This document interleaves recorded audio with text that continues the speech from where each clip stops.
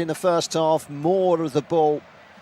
The only chances that were created, and there weren't too many in the first half, were by Spain. 3 palatable chances, the very best of them, coming inside the opening 5 minutes. It was a tame effort from the angle from Lamine Yamal, which took a deflection.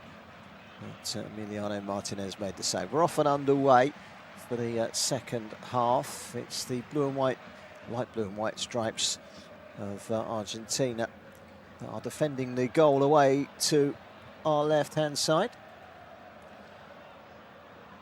It's the red and dark blue of Spain, and they've been gifted the ball just outside the penalty area. Couldn't quite get that in Lathibal, and there might be a chance here on the turn inside. He hits it first time as it comes inside Baena, and it was a comfortable save again for Martinez, but it was a terrible pass from Tagliafico across the back line, and Lathibal couldn't get there. He cuts inside Baena, hits it low, just needs to get it a little bit further away from the goalkeeper. 4 chances now for Spain in this game, and every single one too close to the goalkeeper. Needs to be more precise and away from the goalkeeper's body. He's made 4 very, very comfortable saves where he could have really been tested.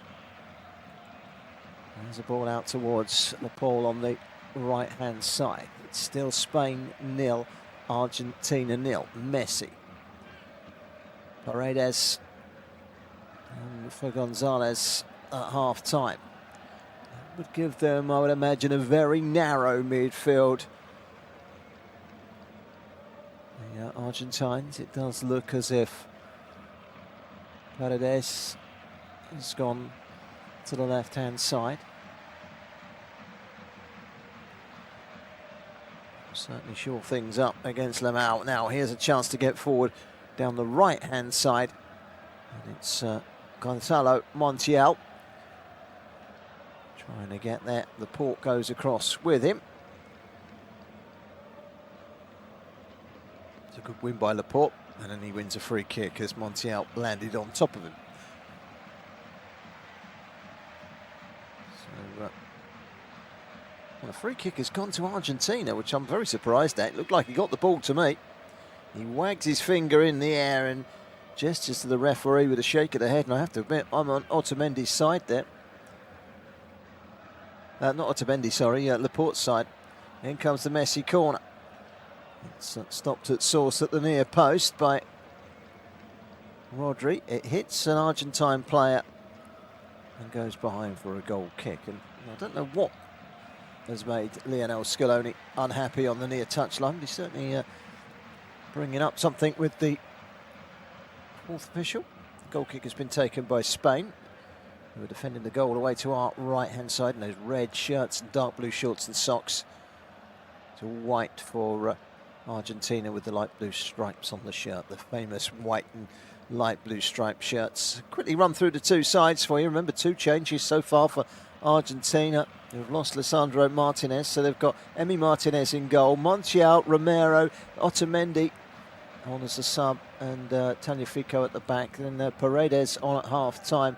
McAllister, Fernandez and Laporte in midfield, Messi and Alvarez up top. Spain, as you were from the start, Simon in goal, Porro, Kabasi, Laporte and Cucurella at the back, Ruiz, Rodri and Olmo in the middle of midfield, Yamal down the right, Bayana down the left. Thabal is the lone striker. Slavko Vincic is the Slovenian referee, and it does very much look as if Argentina are preparing another 2 changes. Facundo Medina and Nal Molina are both stripped off, ready to come on. Certainly ready to make changes, and early on here, Argentina. Emi Martinez. Gives it out to Romero. Romero down the line to Laporte. Laporte is pushed back by Baena. That's going to be a free kick. Laporte brought down, so a free kick to Argentina. Argentina have much more the ball to this second half, 4.5 minutes in.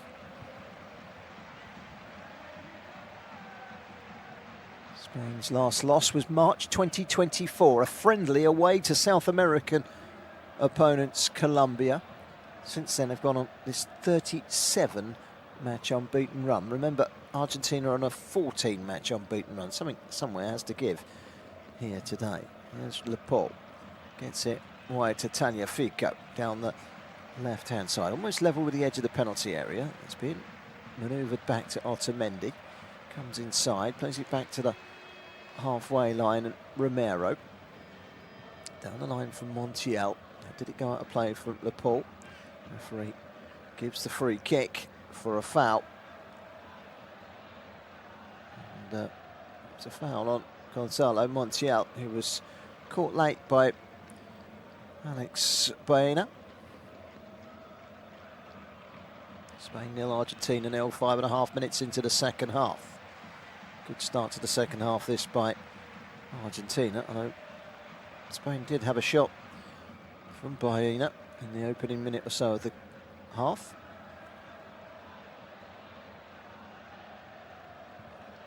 Bringing the ball out from the back is Aymeric Laporte, very comfortable with the ball at his feet. Turned out wide by Kubasi to Porro, but there was a foul off the ball in the centre circle, which has left Rodri on the floor, and then suddenly it's all kicking off in the middle of the park, and Argentina players, and then there's a bit of pushing, and a yellow card has been shown there for Julian Alvarez, I think it is, for a bit of, I don't know if that was Alvarez, in fact. I think that might have been Paredes. Can't quite see the number on the back of his shirt, but he's gone charging in and pushed the player. It was a barge on Rodri. Yeah, it was naughty from Paredes. Uncalled for, and he gets a yellow card. He was in the thick of it, and then he decided to go back for a little bit of afters, and now he's having a little go at Olmo. He's got to now be careful. He's only just come onto the pitch, and he becomes the first yellow card of this second half. The only first half yellow card, by the way, Lisandro Martinez, who then went off injured. Here come Spain. Forward with Laporte, always keen to pour forward and make up the numbers. Rodri's ball out to the right-hand side. It's Porro, all the way back to Pau Kubasi, the teenager. One of two teenagers in this starting lineup for Spain. Header away, Laporte takes it down. Cucurella will follow him every inch of the way. He has to go all the way back to his goalkeeper. It makes it back to Emi Martinez, who clears. It's not a great clearance. Here's Olmo, but Olmo plays it straight against Christian Romero. It's McAllister. Taken over by Tagliafico, rolls it down the line and out of play for a throw-in to Argentina. It came off of Porro. Spain 0, Argentina 0, 53 minutes gone. So we're 8 minutes into this second half, and we're still chasing down the opening goal in this final. Spain beating France, Argentina beating England. France and England serving up a third-place bronze match last night that produced a healthy turnaround of 10 goals. It's beginning more and more to look like one might just be enough in this final. It was a flashpoint when Rodri got barged from behind by Paredes. And it was an unnecessary shunt. But does it knock Spain off their stride? They've got to keep their discipline, Spain. That's a little nudge in the back on Montiel, who was kind of inviting it. And he got it as well from Baena, so a free kick to Argentina. It's a bit stop-start at the moment, which will suit Argentina. Nice turn by Alvarez, who'll go chasing after it. It's gone all the way through to the goalkeeper Simon. Just rolls it carefully out to Aymeric Laporte. Laporte to Rodri in the midfield. Back to Laporte again, and then back to goalkeeper Simon. You can turn it to the right-hand side, and Kubasi. Kubasi finding Porro in the right-back position. Quickly lifts it into the centre circle. It's taken nicely by Ruiz. This is fluent, and Othabao is going forward, and Ruiz has made the run. Here is Ruiz in the penalty area, tries to get it back to Othabao. That's a really good challenge coming in from Enzo Fernandez. But that was fluent from Spain as they cranked through the gears and opened up Argentina there. Now this is Rodri in a central position, 15 yards inside the Argentina half. Out wide to Porro. Has to jump in the air to bring it down. Lamau, haven't seen much of him since half-time. Plays it inside and straight into the feet of Enzo Fernandez, who could by Lepore. Lepore's first touch was not a particularly good one, and shouts of a handball there from Baena. I thought maybe Baena may have got penalised for a free kick there for high feet as he won the ball back, but Argentina didn't cover themselves in glory with the way in which they defended that. They gave away the ball rather cheaply. That was a really incisive move into the midfield, and Ruiz was an integral part of it. Great pass from Olmo to find the feet of Ayathabal, and Ayathabal went for the return, and it just got under hit by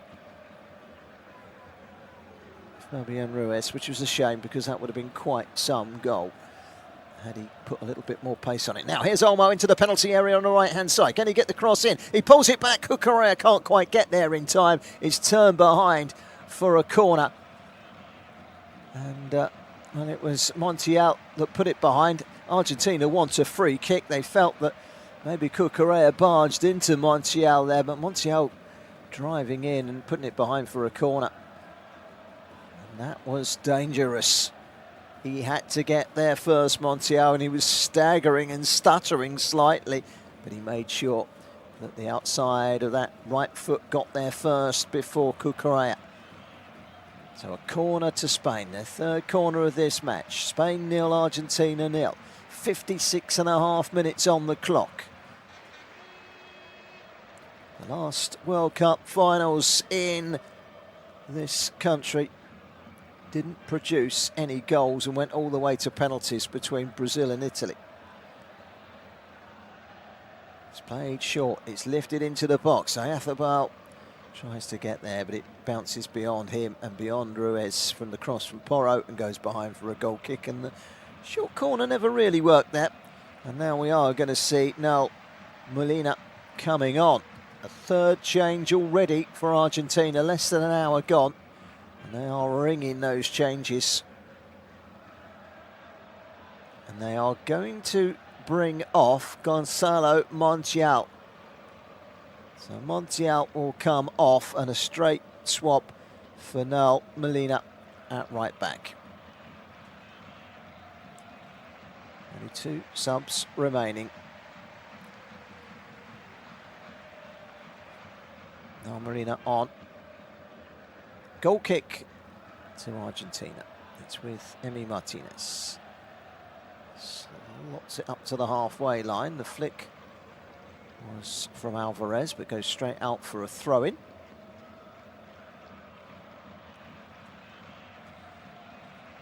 Spain that have the ball with their captain Rodri in the back line at the moment. As it's squared to Lepore. Cucurella has to readjust his body, plays it neatly inside to Fabian Ruiz. Oh well. Molina on. Straight swap at right back. 3 changes now for Argentina. So as you were from a Spanish point of view. Spain have given the ball away in the midfield, but have won it back with Lamine Yamal. Kabasi, 2 teenagers combining there. Here's Kabasi again, takes it back off of Aymeric Laporte. Forward goes Porro over the halfway line, checks back inside. Olmo turns and he can drive forward, has a look. Square of him is Lamine Yamal. Now it's Fabian Ruiz. Just get the feeling that this is a final that might well be decided by 1 goal and 1 goal alone. Olmo. It's Porro.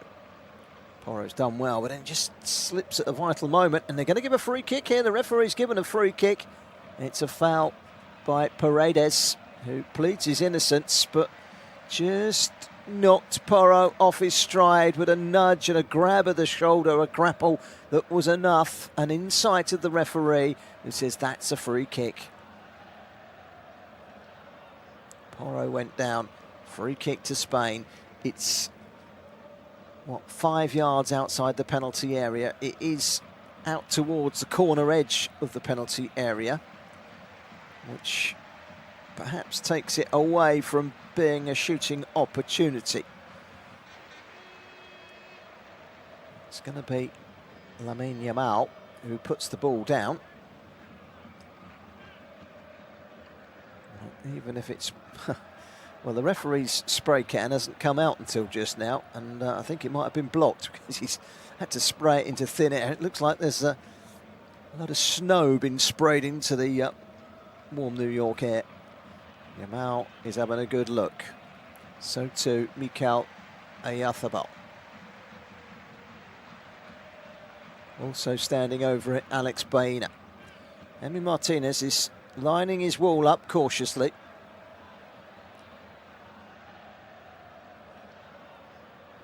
It's a free kick. And you just get the feeling this might be Alex Baena.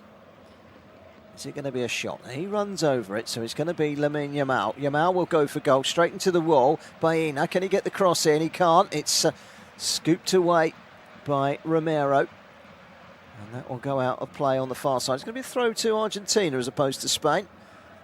Good work by Alvarez back there defending. And here come a couple of changes for Spain. The first one, Ferran Torres. The other one, Pedri, will come into the midfield. Oyarzabal will go off.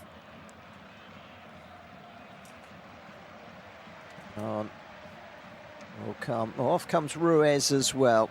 So Pedri is on, and Ferran Torres on as well.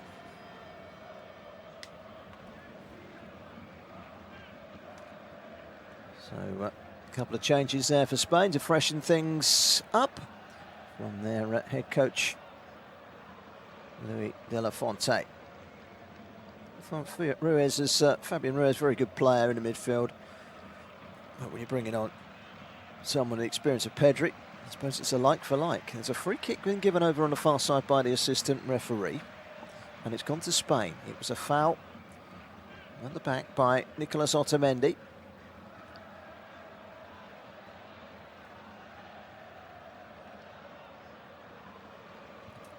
So Spain 0, Argentina 0. This one out wide. Porro finding Yamal. Yamal trying to glide inside. He's being looked after by Tagliafico. Down goes Yamal. No foul this time given, and instead it's a goal kick to Argentina, and I think it was the right decision. Goes on the outside. Went down a little easily, but there probably was contact from Tagliafico, but Tagliafico was very quick to respond to the assistant referee, who just gave a goal kick and got a round of applause from the fullback for Argentina. So a goal kick that's going to be taken by Emi Martinez. Drives it right-footed up over the halfway line. Long ball forward, headed away by Laporte. And picked up in the midfield by Baena. Not a particularly good ball, but it'll fall here to Porro. Porro just drags it inside. It's 5 attempts at goal from Spain, 3 on target. Nothing yet at all from Argentina and Messi. But there's still a long way to go. The business end of the Cup final. Remember, Argentina often blast in with a few late goals, don't they? Here comes Spain on the near side of the pitch with Baena to Cucurella. Baena sent sprawling to ground. Referee plays a good advantage. It's a driving run in towards the edge of the penalty area. It's Olmo. He hits it. It's spilt by Martinez and behind for a corner. Well, it's a good advantage played there by the referee, and it was hit again from distance, again straight at the goalkeeper from Dani Olmo, but it was uncomfortable goalkeeper. It bounced up in front of Martinez, who was behind it and spilt it behind for a corner. He did his job. Can't really give him any more compliments than that. He kept it out. That was all that mattered. It goes down as a save, statistically. In the cold light of day, it was an uncomfortable goalkeeping. And the referee's got some sorting out to do inside that penalty area. Lamine Yamal to take the free kick over on the corner kick rather, over on the far side. He's now got the go-ahead. Spins it in towards the near post, away by McAllister. Only as far as Porro. Porro sends it back out wide again. Stops it first time, does Yamal. Sends the ball in, it drifts off of the head of Otamendi. Was it Otamendi? It was actually Paredes, and behind for a corner. Important header that from Paredes, because in behind him was the teenager Kubasi, who could have got a touch. Important header by Paredes. Corner delivered into the penalty area. Martinez was uncomfortable again. Olmo trying to get the all-important touch, and Argentina are able to clear their lines through Christian Romero. But it's going to come straight back again. But Cucurella turns back to his goalkeeper. And Unai Simon can just bide his time. Spain 0, Argentina 0. We played 65 minutes. It's a game without a goal. It's a game that Spain have had much the better of. 6 shots, 4 on target. But every time they put Martinez to the test, it's straight at him. But that was uncomfortable goalkeeping there on more than one occasion in the last 2 minutes from Martinez. One back in the midfield by Spain and Pedri. Now Cucurella looking to expose Argentina down the right-hand side. The cross is nipped in and put behind by Tagliafico for a corner. Wasn't sure what was behind him. Didn't get a shout after the cross came in from Baena. And, well, he could have left it, really. There was no one behind him. It was the wrong decision, but he's put it behind, and it's a free kick. Sorry, not a free kick, a corner kick to Spain. It's going to be delayed, not this time for hustling and jostling in the penalty area, because there are 2 balls on the pitch. Lamine Yamal wanders in, kicks the other one off the pitch, goes back again, delivers in towards the near post. There's a Spanish player gone down by the near post. He's gone back again to Yamal. Yamal, can he get the cross in? He can get the cross in, a header towards goal, and again it's straight at the goalkeeper. This time the header from Ferran Torres straight into the arms of Emiliano Martinez. Well, 5 now on target, and every single one of them has been right at the goalkeeper. If they can get one on the money and keep it away from Martinez, they might hit the jackpot here, Spain. They've certainly been the better side. And with that, the referee has called for the rehydration break. So the story of the game so far is that Spain are the better side. 5 shots on target, but they've all been straight at Martinez. At the other end, Unai Simon hasn't been tested at all. He's had to burst out his penalty area a couple of times in the first half to keep things at bay, but not a single shot from Argentina in any way, shape or form, off target, on target or otherwise. It's been disappointing in front of goal for Argentina so far, but we all know that they come on strong late on. You wouldn't know Messi was out there at the moment, but you just can't help but feel that he might well have a part to play in this cup final. Well, the hydration break has been called by the referee belatedly, and up to his feet the injured Christian Romero will make his way across to go and take his fluids on board. Argentina have won their last 14 matches.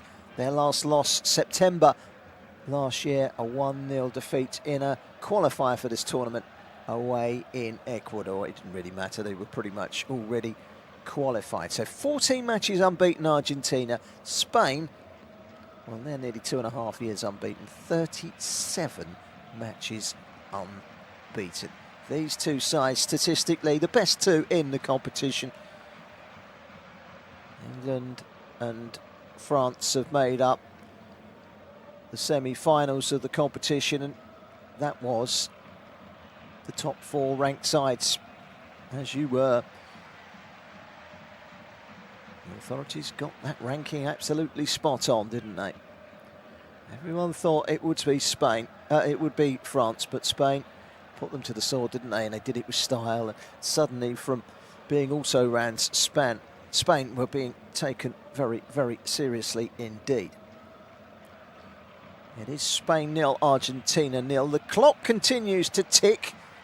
So we're on 69 minutes. Of course, there is a 3-minute hydration break, which will be bolted on to the end of the 90 minutes in stoppage time. So a minimum of 3 minutes stoppage time. And it does look as if we're going to see Facundo Medina, a central defender, coming on for Argentina, and Simeone as well. So this will be the last of their changes. Simeone to come on and Medina to come on. Central defender and a winger.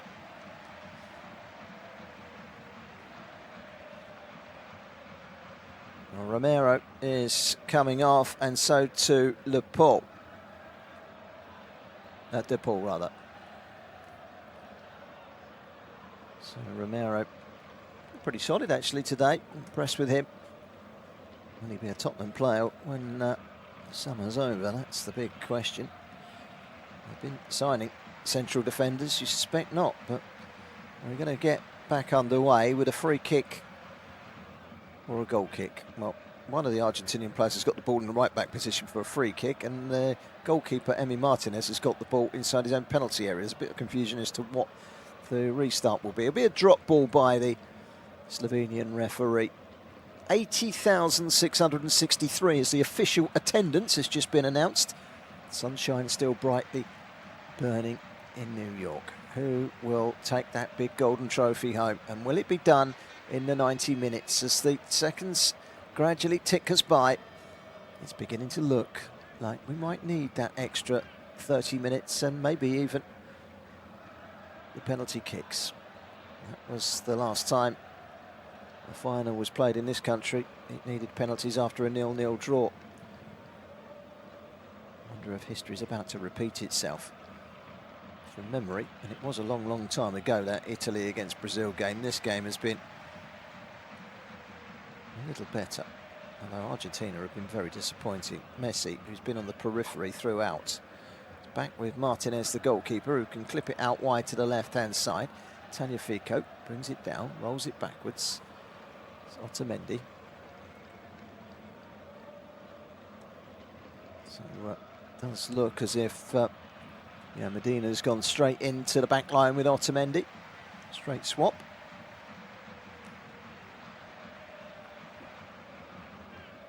Here's the right back for the Argentines. Number 26, Nahuel Molina. Molina again. Takes it back off of Simeone. Now McAllister has a look up, plays a delightful looking ball out wide to the left hand side, and Tagliafico, Spain hurriedly trying to get back with numbers. Back again to McAllister. That could have been much more dangerous had Tagliafico got a little bit more pace about him. But Tagliafico, 33 years of age, pace has never been something that's blessed him throughout his career. Now at 33 he's a bit slower. Here's Messi, gets it out wide. First time we've really seen him on the ball inside the Spanish half, but Cucurella has cleared the ball after a poor first touch from Simeone on this right hand side. Now it's Baena, plays it back inside to Rodri, slows things down, short pass to Pedri. Pedri bends it out to the right hand side where he finds Pedro Porro of Tottenham Hotspur. Now it's with Dani Olmo. Olmo looks up, gets it wide to Yamal. Yamal tries to turn away from Tagliafico, runs straight into Tagliafico, holds his hands out, wanting a free kick, but he's not going to get anything there. Now here is Alvarez for Argentina. 3 Spanish red shirts all around him, and eventually the inevitable happened and he gave the ball away. Spain have it back again with Kubasi. This is Rodri. There is a shade of stand on this near side, starting to cast over the near side of the pitch, but it's still very, very exposed to the sunlight out there at the pitch level. There is a breeze to give the players some relief. Here's Kubasi, gets it out wide, good ball to Yamal. Yamal beats one, gets the ball in towards the penalty area, but it was a misunderstanding really between him and Ferran Torres, and it whistles away for a goal kick to Argentina. And it remains Spain 0, Argentina 0. We've played 74 minutes, 16 minutes of this game remaining. And as every minute passes us, so the prospect of extra time and penalties draws ever closer. Spain have still got 3 substitutions in their locker before the 90-minute mark. This is uncomfortable clearance, shall we say, from Martinez. His first touch wasn't great. First challenge from Medina, second challenge from Medina, won them both. Spain are down to make that change. It looks like Nico Williams is going to come on, and Moreno as well. We talk about late goals, don't we? And Moreno scored late goals in 2 of the knockout rounds, remember. So Olmo and Baena are going to come off. Olmo and Baena will make way. And on comes Marino and Nico Williams. Nico Williams of Bilbao. Marino, of course, of Arsenal. Hooked away over the shoulder by Paredes. Argentina holding the lines well. They've kind of brought Paredes into that kind of central defensive position almost at the back. Gone to 5 at the back. They've changed their stand.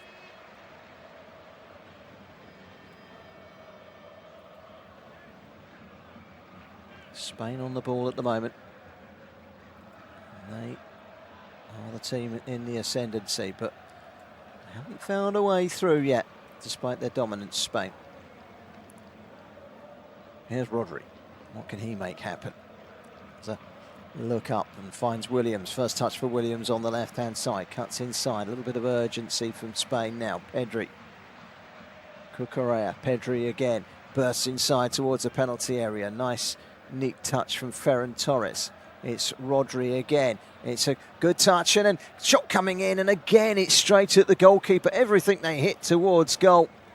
This time it's from Pedri. Everything they hit towards goal, it's on target, and there's been 6 of them. It's been straight at Martinez. He hasn't had a proper good save to make. But here comes Spain again. Porro gets it outright to Yamal. Back inside again. Yamal. What can he conjure up? He goes on the outside. It's great play, and it's cleared away in the nick of time by Medina. Lovely little piece of trickery from the teenager for Spain. They're looking to try and win it in the 90. Here's a shot from Kabasi. It's saved by the goalkeeper, and then it's turned back into the penalty area, and it comes to Williams. It's another save from the Argentine goalkeeper. Again, he doesn't look too comfortable. It was turned back across by Ferran Torres to the far post, and it was beyond everyone. Nico Williams had to recycle it, but it was a shot from, of all people, Pau Kabasi. And it was, again, I have to say, I have to use the word, and I've used it a few times, paired up to Martinez in this game. It was uncomfortable. Good hit that from the teenager. Now it's Williams to take this corner from the left-hand side, the Bilbao winger. What can he conjure up? Whips it in towards that near post. It's headed away, and the referee will want that, I think, taken again. What's he given? I think he's not happy with the pushing inside the penalty area from Facundo Medina, and so that that corner will be taken again. Lots of to-in and fro-in. In comes the corner. It's a much deeper one this time. Kabasi went up, and it was just too high for him. Flew over the heads of everyone and out for a throw-in on the far side. So a throw-in to Argentina. Chucked in towards that penalty area. Just doesn't quite get enough. He should be doing better there, really, you know, Kabasi, because he's free. He's not got a man on him, and he's failed to make connection with their header. If he makes a connection, could have been 1-0. Another chance Spain have failed to take. Nice touch from Moreno. Spain from Moreno. Well, late goals have been such an important subplot for Spain and Argentina in this competition. And with 11 minutes to go, you can not rule out a late goal. We haven't seen anything of Messi. Alvarez has looked the main threat going forward. Messi has been obsolete mainly. Spain have succeeded so far in keeping him quiet, but keeping him quiet for the duration is what matters. You only need to give him a chink of light and he will punish you. Here's Yamal. Nicely done. Porro changes his direction, gives it to Yamal, just inside his own half here, Yamal, on the right-hand side. Porro again. Yamal goes backwards this time. Fellow teenager, Pau Kabasi. Kabasi, Barcelona teammate as well, of course, to Yamal. Pedri. That's nice. And Pedri received it from Rodri, and Pedri gets it wide across from Porro, takes a deflection, it's gone behind, it's a corner. It came off of Tagliafico. I'll have gone to 5 at the back of Argentina. They're prepared to take this one the distance. They won't mind, they won't care in the slightest. They know what is required to win and win a final like this. The golden trophy was theirs 3.5 years ago in Qatar. They're looking for it again here. But this is Pedri, plays it forward to Williams. Can he get the cross in? It's hung up, it's too high, and then the header comes in. And it's Aymeric Laporte this time. Again, it's within reach of Emi Martinez, who must be feeling it's his lucky day, because everything that's been fired at him today, and there's been plenty of it, has been straight at him. And there's an incident now, long ball forward, and Giuliano Simeone has clearly left something on Cucurella. That's a barge in the back from Simeone. I could say like father, like son, I think, with that one. It's Martinez with the save, and he was flying through the air. It was rather spectacular, but it wasn't a difficult save to make at all. And that's been the story of the game. Lots of chances, lots on target from Spain, but they haven't really extended Martinez. Need to improve on that finish. And here is Rodri driving forward to the halfway line, carefully wide to Porro. Being watched by McAllister. Kubasi. Nicely done by Pedri. Laporte to Cucurella. Now wide to Williams. Williams with a little step over. Can he produce the magic? Back to Cucurella. Now it's with Aymeric Laporte again, former Manchester City player, of course, Aymeric Laporte. There's McAllister of Liverpool, plays it forward. Referee's not interested in the shout from Enzo Fernandez for a free kick, and Enzo Fernandez gets a yellow card for his reaction, and then he applauds the referee, which is a silly thing to do, because he's picked up a yellow card. If he applauds like that and he gets spotted, he could easily get another yellow card and be sent off. And he was making the run forward, and he kind of runs straight into Aymeric Laporte. He wanted a free kick, he didn't get it, and he just stated to the referee who yellow carded him, and he could have got another one after that, because he's carried on. He was lucky he wasn't spotted. Well, it's with Emi Martinez at the moment, who has most certainly been the busier of the two goalkeepers. Spain 0, Argentina 0. Just a shade over 7 minutes to go. Of course, we've got 3 minutes with the hydration break, so we are at least 10 minutes from the end of this game. Late drama? Who knows? Extra time? Who knows? Penalties? Don't rule it out. Long clearance away by Medina. Now here is a chance maybe for Spain. It's Rodri, just taps it out wide. Clever play. Yamal. Back to Porro. This is Kubasi. Spain are huffing and puffing and looking for that winner. Laporte to Cucurella. And then out wide to Williams, and Williams is stopped in his tracks. No foul, says the referee. Nahuel Molina looked as if he'd fouled him. Now Messi up towards the halfway line and then plays it down the line. It's a big ask of Nahuel Molina, and Spain double up on him and deal with it, and that's going to be a free kick. Moreno brought down, gets to his feet quickly, tries to take the free kick quickly, but Enzo Fernandez has got other ideas, and the referee persuades him to just slow things down.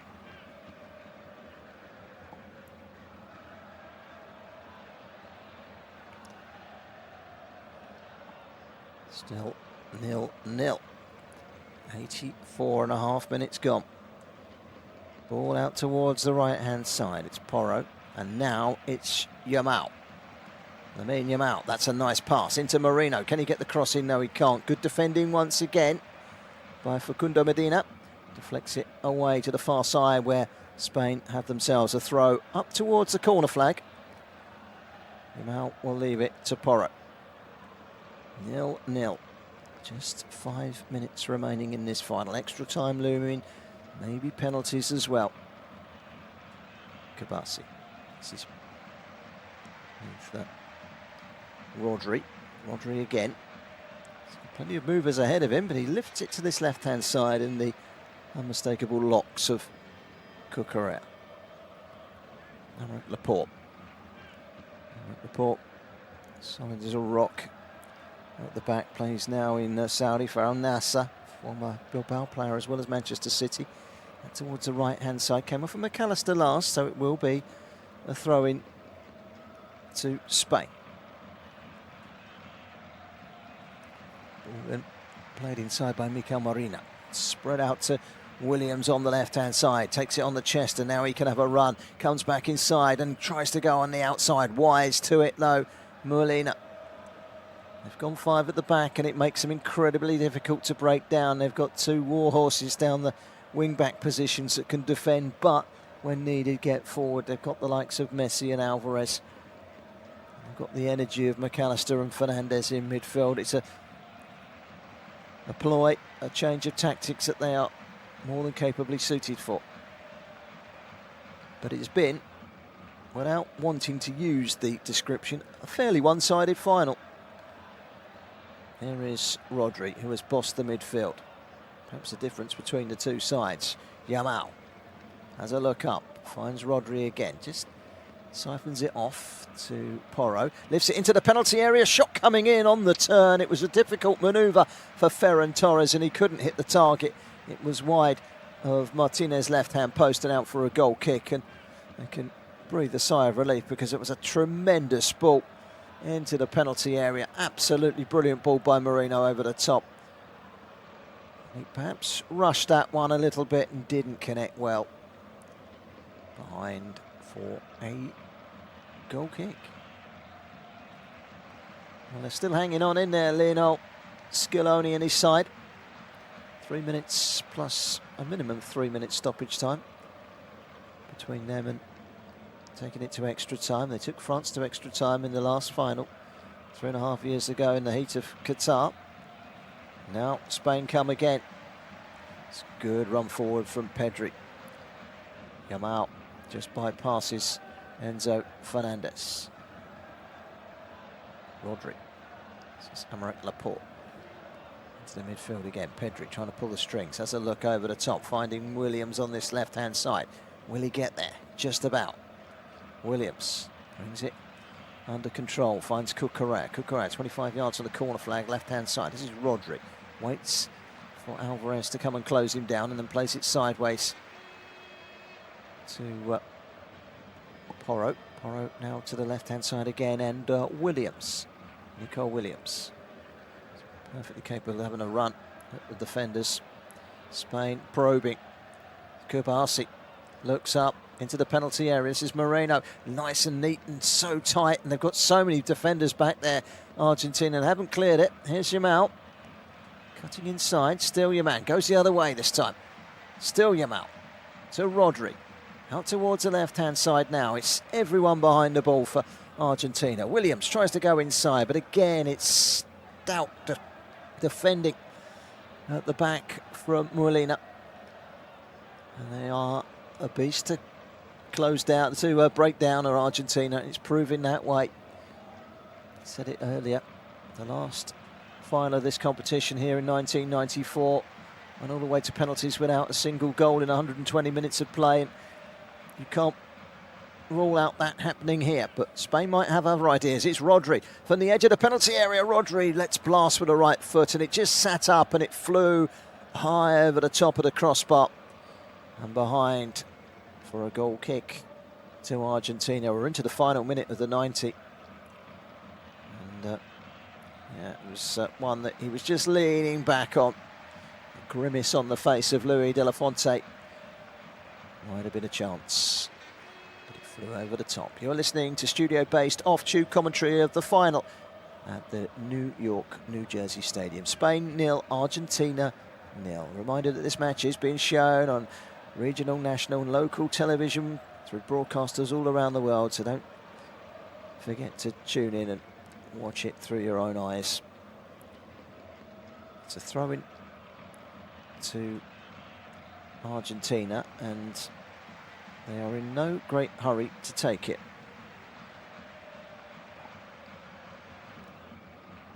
We're just about to find out from the fourth official, Adam Mukadma, how many more minutes will be added to the 90, and the answer to that is 4. There's a wrestling match going on between Ferran Torres and an Argentine defender. Couldn't quite see who it was. Otamendi. Otamendi wins the free kick from referee Slavko Vincic of Slovenia.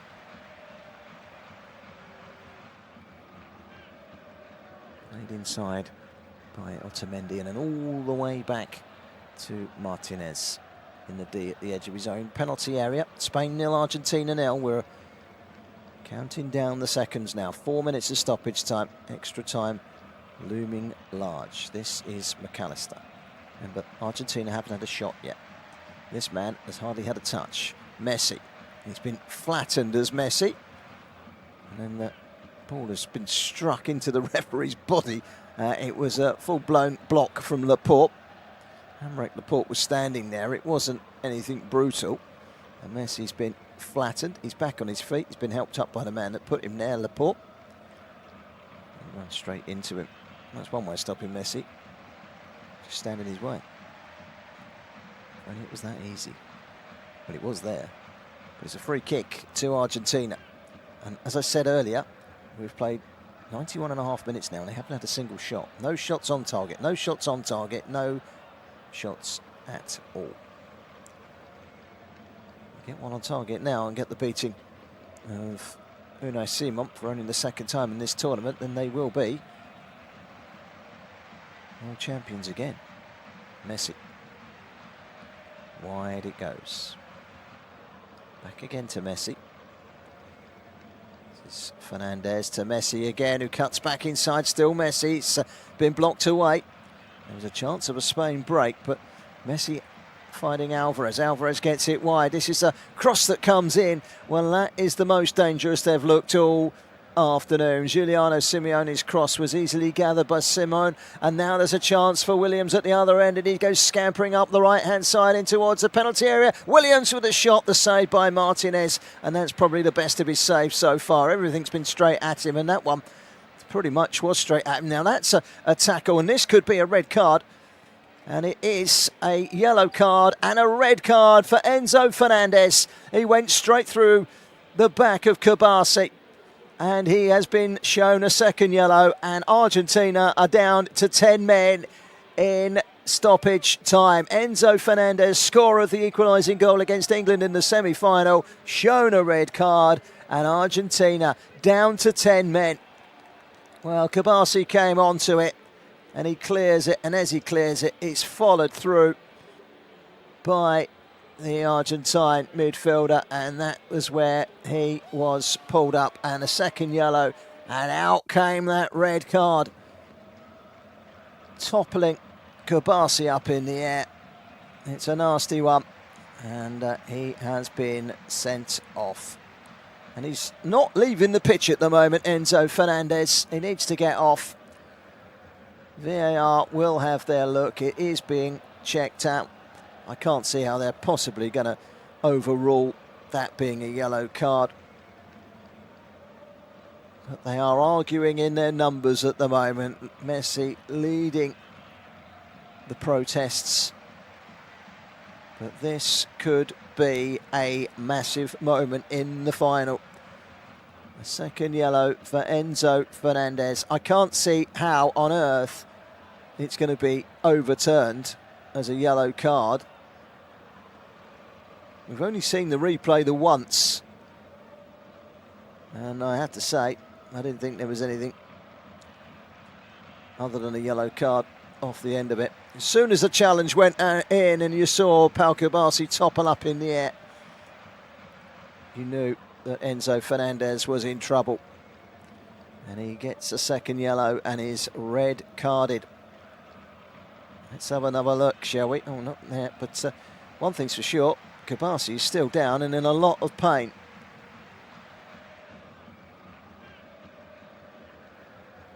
I don't know what Messi's trying to get across at the moment, but Enzo Fernandez is still out there. So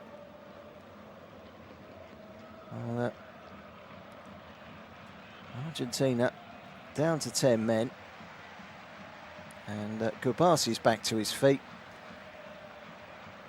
and it's a free kick, and we've played 5 minutes now, the 4 minutes added on. Of course, there will probably be another couple of minutes here, and Argentina are going to have to do it the hard way if they are to retain this world title of theirs. Gubasi plays it across to Aymeric Laporte. I feel that Spain have been much the better side. If there was to be a late winner, you feel it will only be justice if Spain were to get it.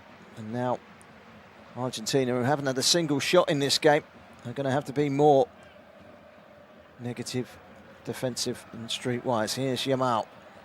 Got caught in 2 minds, really. It's been brought away by Alvarez. He cuts inside and gives it straight to Cucurella. Cucurella into the feet of Ferran Torres, who's brought down right on the edge of the penalty area, right on the line of the D by Paredes. And that's going to be a free kick, and one good free kick here. Could be curtains for Paredes and for Argentina.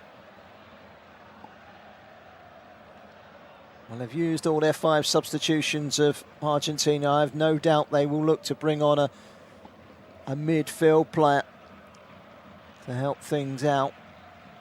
They've got 5 at the back. They've got 2 wingers and 2 strikers. There's no one really other than Alexis McAllister that can sit in that midfield. But this is a chance. Porro and Yamal. Hit it and score, and Spain will be world champions. It's one kick of a football, and so much rides on it. Yamal stands, waits. You get the feeling it's all set up for the teenager. Well, Porro can hit a free kick, there's no doubt about that.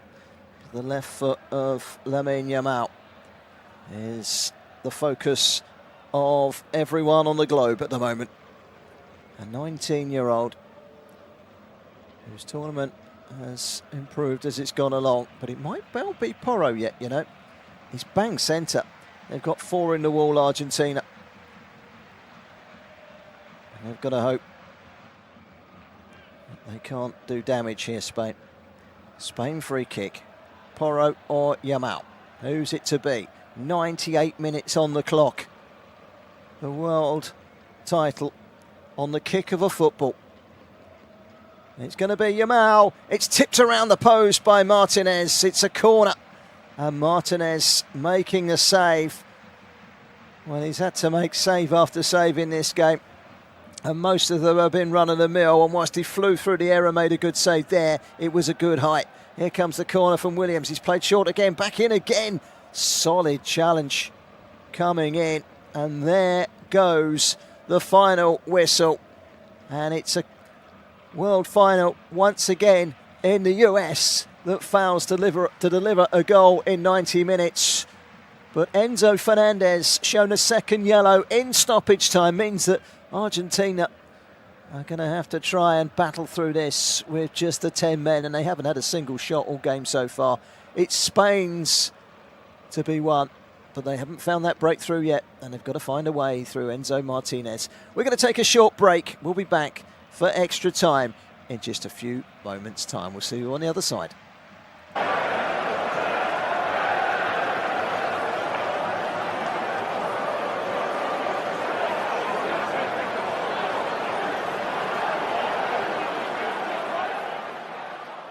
Remember to check out FootMob's social channels on Facebook, Instagram, Twitter and TikTok.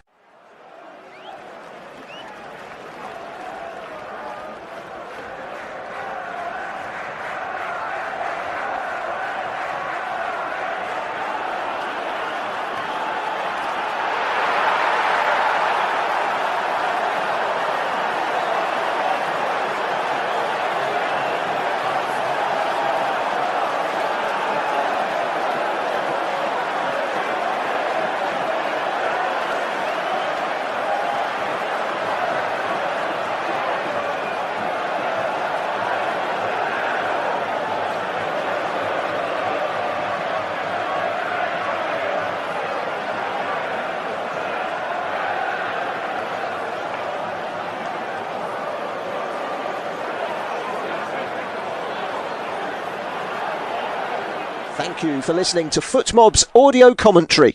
Be sure to check out player ratings, shot maps and more in-depth info on the match page.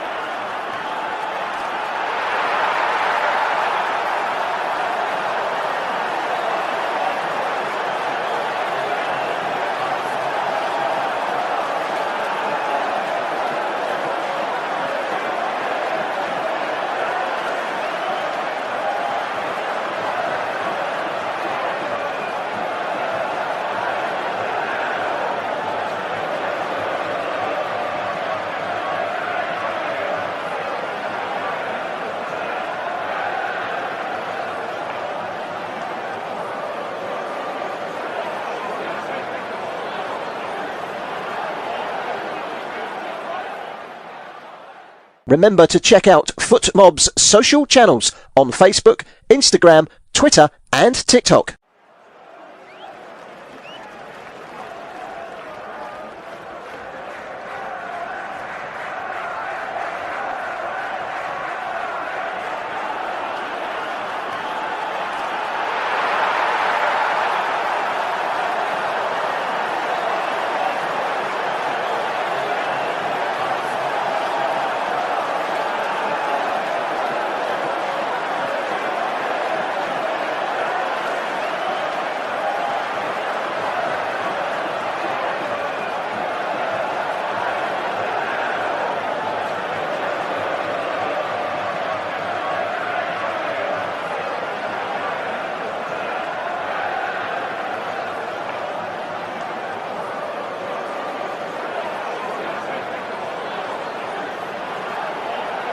Thank you for listening to FootMob's audio commentary. Be sure to check out player ratings, shot maps and more in-depth info on the match page.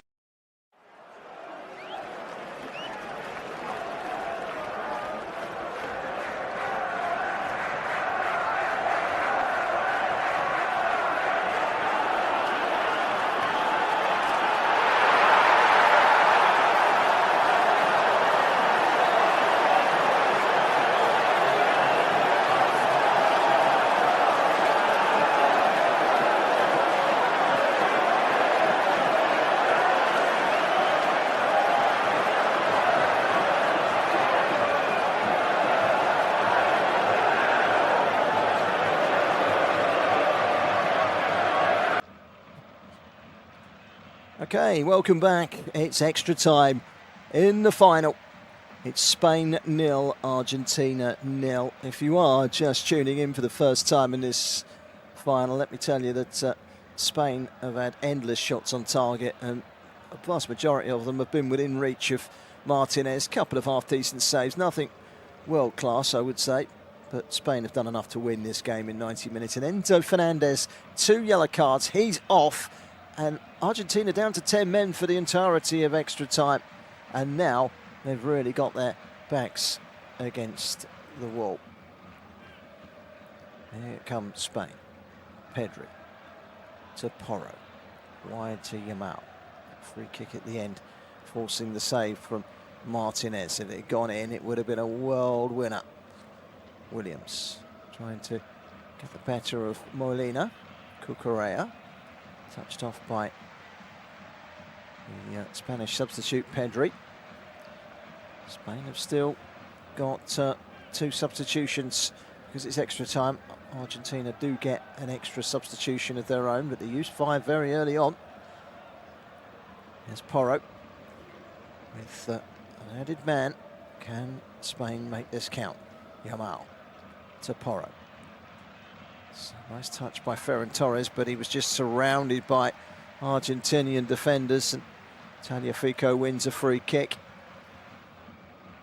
as Porro takes one in the jaw. Tagliafico went crashing into him there, but it was a foul on Tagliafico in the first place, but Porro certainly felt Tagliafico's full body weight crashing into his jawline.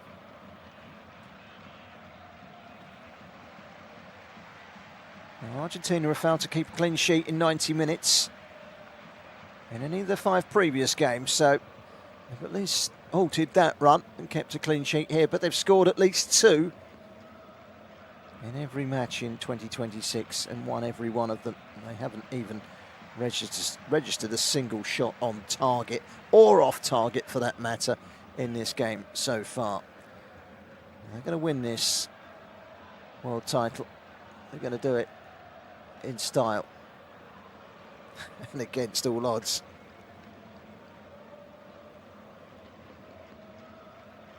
Here comes Spain into the penalty area. Ferran Torres towards the byline, pulls it back. Yamal can't quite reach it.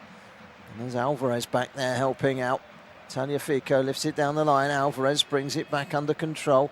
Doesn't quite make it back to McAllister. Here's a chance for Pedri. Into the box, and a glancing header. Didn't quite get the touch there, Williams, and it's a good save by Emiliano Martinez. It's another save from the Argentine goalkeeper. It's save after save. It's attack after attack, wave after wave from Spain, but it is still 0-0. It's a cracking ball from Pedri, and he just needs to take a touch there. He doesn't quite get his head to it. Even at one of his dreadlocks, just to change the direction slightly might have helped. It just needed some sort of touch to change the direction, and Fox Martinez, who was able to make the save. But as he keeps making these saves, they are getting more and more extended. It's a goal kick to Argentina. We've played 3.5 minutes of the first period of extra time, and he did get the slightest of touches, but it wasn't enough to take it away from the Argentina goalkeeper. And it is still 0-0.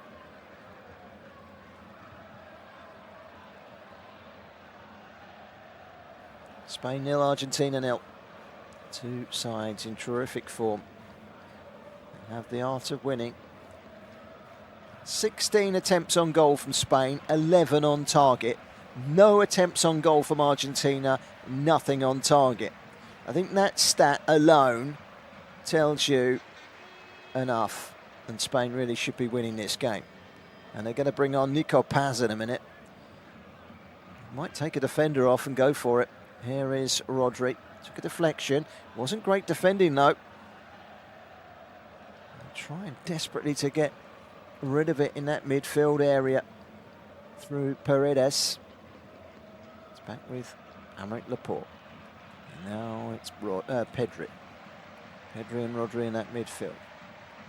Williams back again to Pedri. Now Rodri, now Pedri, and now Kubasi, who's managed to fully recover from being tossed up in the air by Enzo Fernandez, which resulted in their second yellow card, which has left Argentina down to 10 men for the entirety of extra time. Ball out towards the far left-hand wing, and it's Williams who tucks it inside, trying to get the ball into the penalty area, but they've escaped with it here through Simeone. Simeone has closed it down and it's gone flying down the line, but he's not going to be able to keep that one in. It's gone out for a throw-in.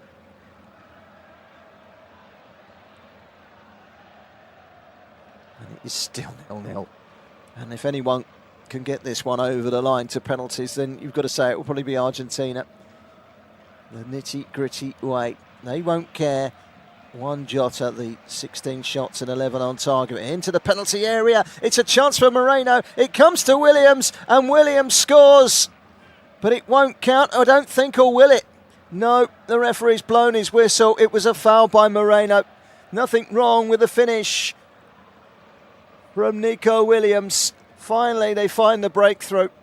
But Martinez was fouled by Mikel Moreno, and I did think it was a foul. It felt like a foul. The instant reaction of the referee suggested he was going to disallow it.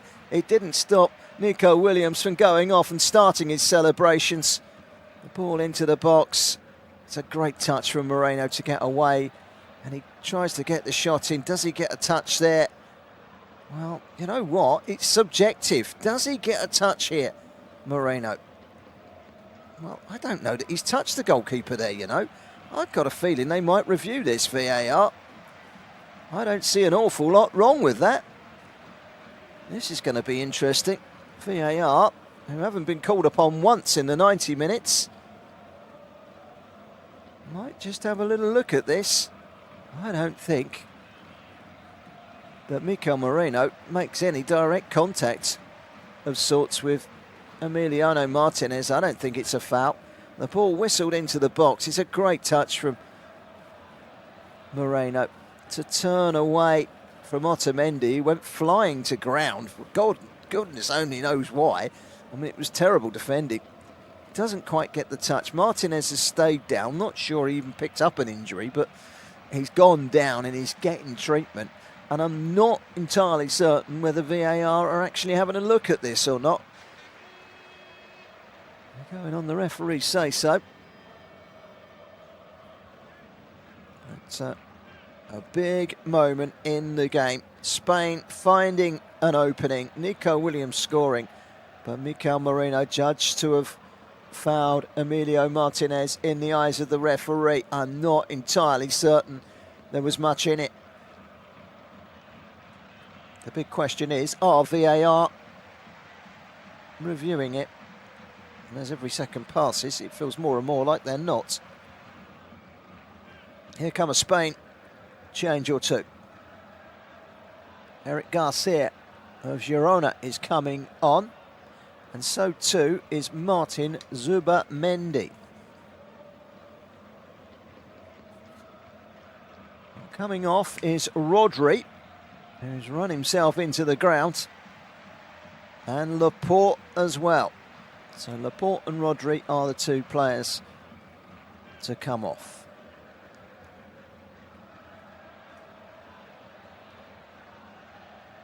So a double change.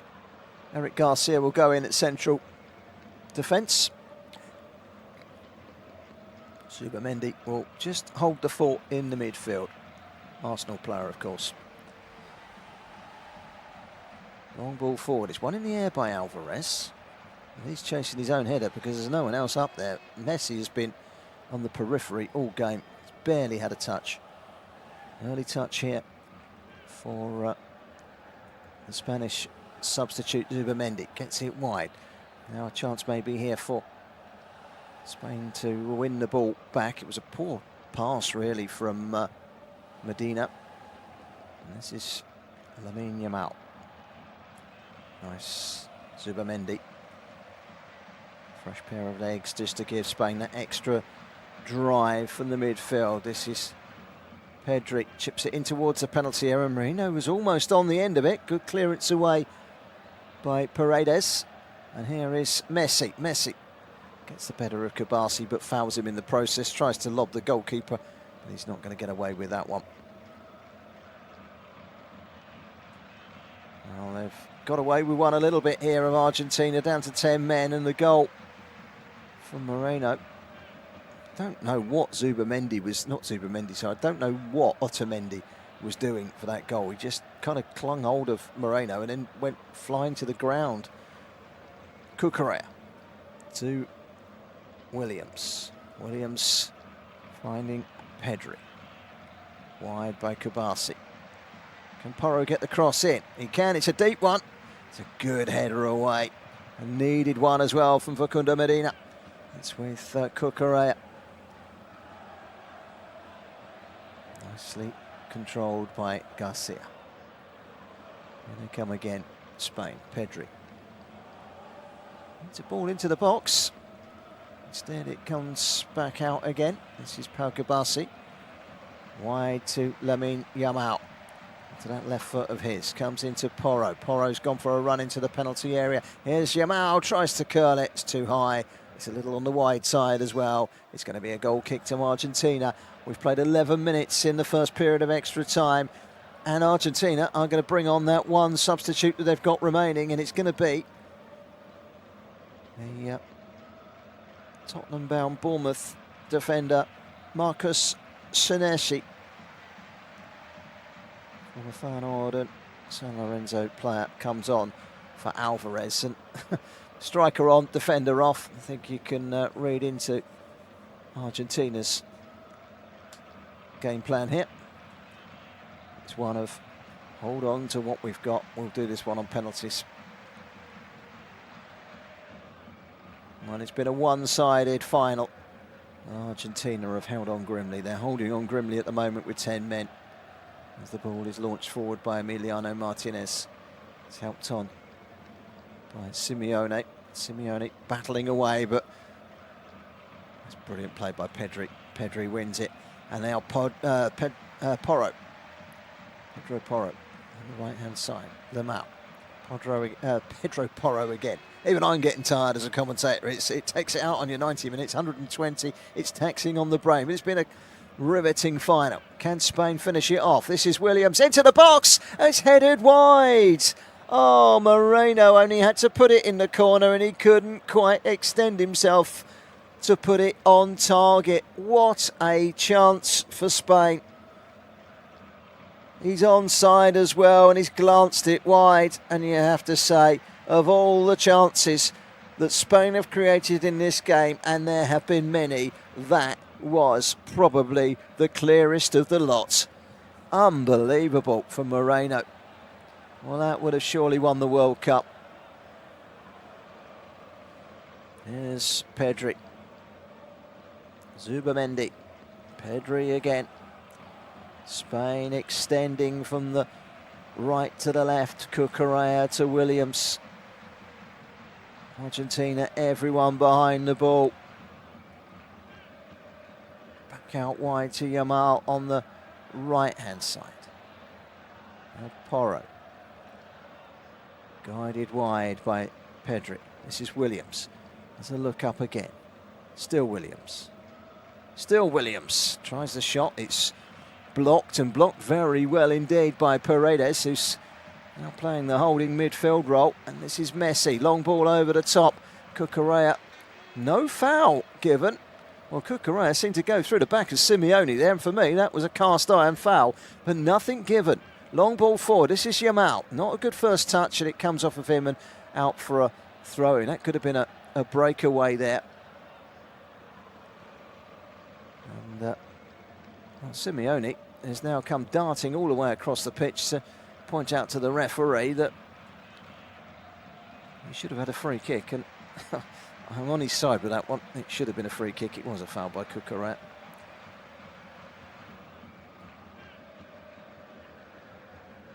The bench were absolutely adamant it was a foul, and they go straight to the fourth official, and the fourth official hasn't made that decision.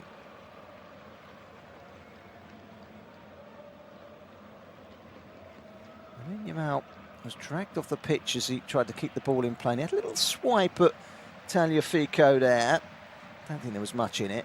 Not enough intervention, I don't think. Coach Lionel Scaloni of Argentina has just been shown a yellow card for his reactions. It's played out wide by Simeone. And back inside by Molina to Medina. 3 minutes of added time at the end of the first period of extra time. We might not have had a goal, but it certainly kept us on the edge of our seats as Williams goes down. Don't think there was any foul in that. Medina keeps it alive. Now it's with Paredes. Paredes has kind of gone back into the midfield now. He's very versatile, Paredes. Given it, they're all Argentina defensively. You can't say they haven't been superb at the back, but here is a ball into the penalty area. Down goes Ferran Torres. Wants a free kick, doesn't get it. Cleared away by the hordes of Argentinian defenders in that back line at the moment. Here's Messi. There's it back inside. It's Simeone. Simeone gets the ball back from Paredes. Paredes losing out. Moreno got caught there, but the referee plays on. This is Pedri. What can he conjure up? It's one back though by Simeone. Simeone reversing it to Messi, and Messi gets away from the tackle by Garcia and sends it out wide to the left-hand side. The pace of Porro is able to clear things up at the back for Spain, but Messi on the ball there, which was something that we haven't seen much of. All too rare. Not much Messi today. Medina's gone off to get a drink when he needs to be taking the throw-in, which is what Spain are trying to point out. And as soon as he goes to take the throw, Argentina have got a man on the floor. And it's Tagliafico.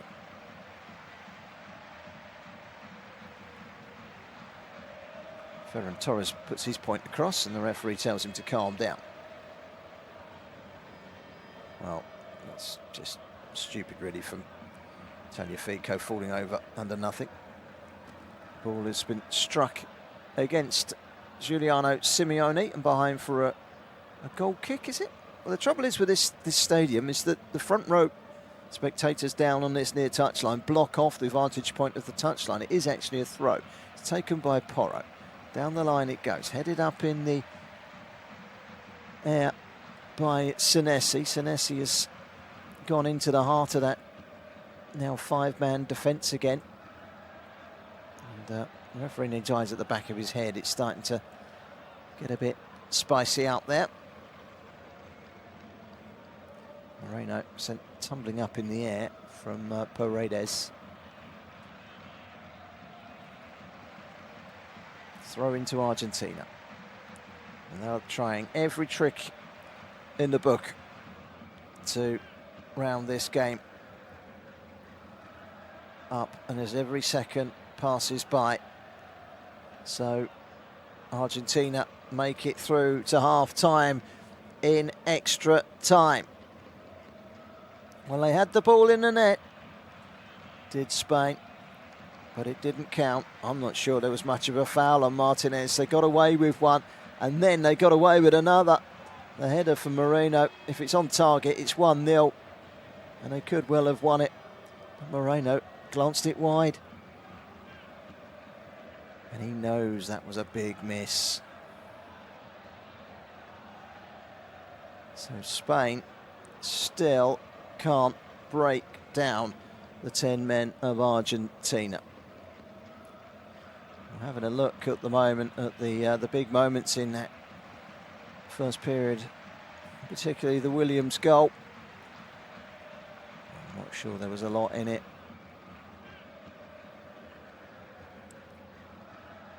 I mean, you look at here at Moreno, who's left Otamendi for dead. What Otamendi was doing, I don't know. He just fell over as if he'd been blasted by a shotgun, but I mean, that took him out of the equation.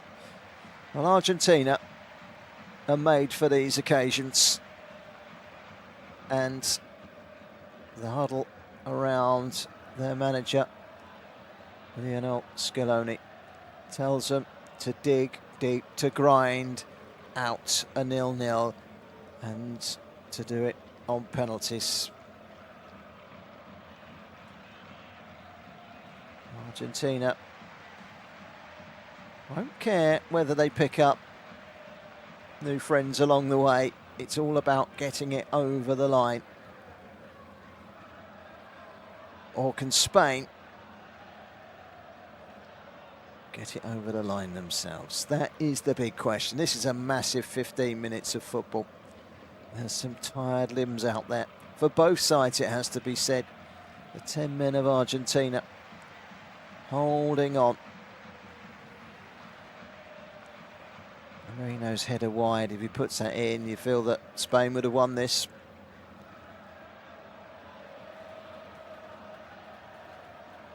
The game is still on a knife edge, and you know that Argentina have got the characters. They've got that capability of just getting it over the line. Tagliafico's down on the ground at the moment. He can barely get to his feet, but he bounces back up and he's literally thrown back on the pitch, and he jogs on with as much energy as he had in the very first minute of normal time.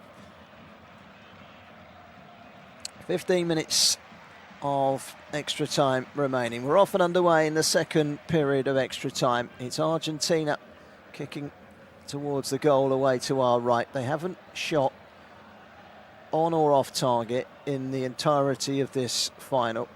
And given that they're down to 10 men and showing a distinct lack of ambition, it's most likely that they will get through the entirety of the 120 minutes without a single shot on or off target. Can Spain break the deadlock? It's Yamal on the right-hand side, cuts inside. Tees it up for Porro, sends it to the back post. It's Williams who brings it back, and it's crashed into the net. And Spain have the goal, and it's Ferran Torres Spain lead in the first minute of the second period of extra time. And it was a goal that they richly deserve.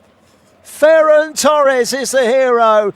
It was won at the back post by Williams, and it sat up nicely, and Ferran Torres just put his left foot through it, laces through it, and it rose up into the roof of the net. And it's Spain that finally break the Argentinian resistance, and it comes from a substitute in Ferran Torres. Well,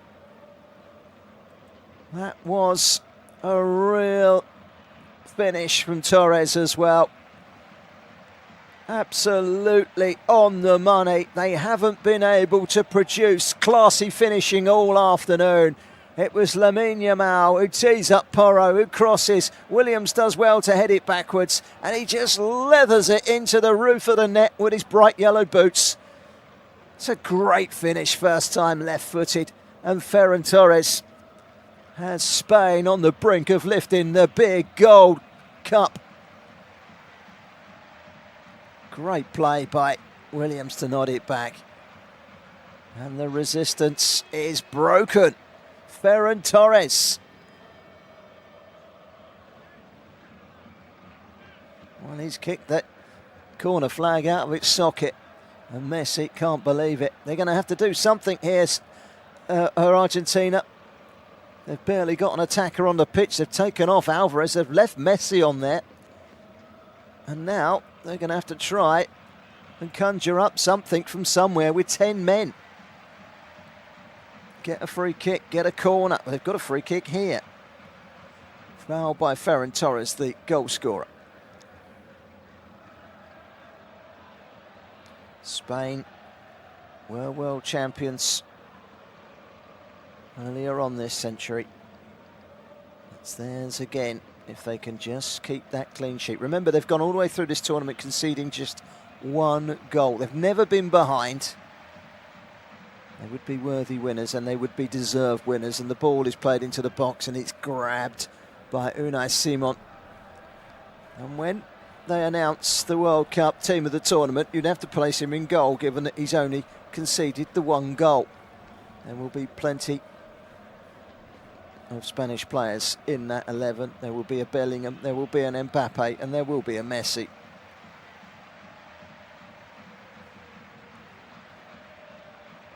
"20 attempts on goal, 12 attempts on target. Argentina, 0 attempts on target, 0 attempts at goal." That tells you all you need to know. Spain have scored a goal, and Argentina aside, most of the world will say that's a fully deserved goal from the European and soon-to-be world champions, you would think, unless Argentina can claw this back against all odds. It's closed down there by Ferran Torres, who then gestures to the Spanish fans on this near side of the pitch to get behind their team. They've still got 11 minutes here, Spain. They've got a one-man advantage, a one-goal advantage. Tagliafico plays it over to the right-hand side of Messi. He's got to get on the ball, and they've got to try and get him to create something. But they need to get players ahead of him, which they have done now. Simeone's ahead of him, McAllister's ahead of him, but he's gone backwards. This is Messi, twists and turns and plays the ball in towards the penalty area. Not a great ball, it's cleared away, but Messi picks up the seconds. Not great control from him, it's cleared away. Medina suddenly having to throw people that are on the pitch to try and defend, throwing them forward up the pitch. They've got no more substitutes to have. Senesi's a defender, Medina's a defender, Molina's a defender, Paredes a defender, Tagliafico, Otamendi. They've got 6 defenders on the park. And they're trying to wrestle Spain and get a goal back. A Spanish side with a watertight rear guard. They are trying to produce an equaliser against all odds. What a fantastic strike, by the way, from Ferran Torres. The King of Spain was the first on his feet to punch the air. Emi Martinez couldn't believe it. Beaten at last. Spain have the lead. And we've got less than 10 minutes to go. Well, up against it with 10 men. Argentina have seen this World Cup catch up with them. Alvarez not out there. He's gone off. Well, the England coach come under some criticism from his substitutions. Argentina put all their eggs in one basket to get this one over the line to penalties. The goal going in has left them very, very unlikely.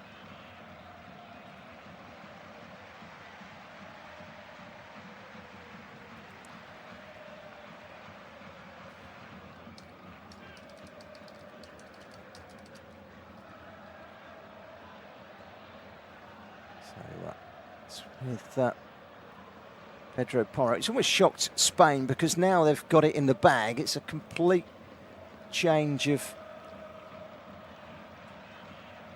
direction. They've got what they need. They've got the goal. They've got to play this one out. They've got to keep the ball. They've got to manage the game, and we know that Spain have got the players to do that. Here's Cucurella over the halfway line. Of course, the second goal right now would kill everything off and secure the victory. Wide from Pedri. This is Williams, who scored in the first period of extra time, only for it to be disallowed for a foul by Moreno on Martinez. I'm not sure it was a foul, to be perfectly honest, but it was disallowed. Not even VAR intervened.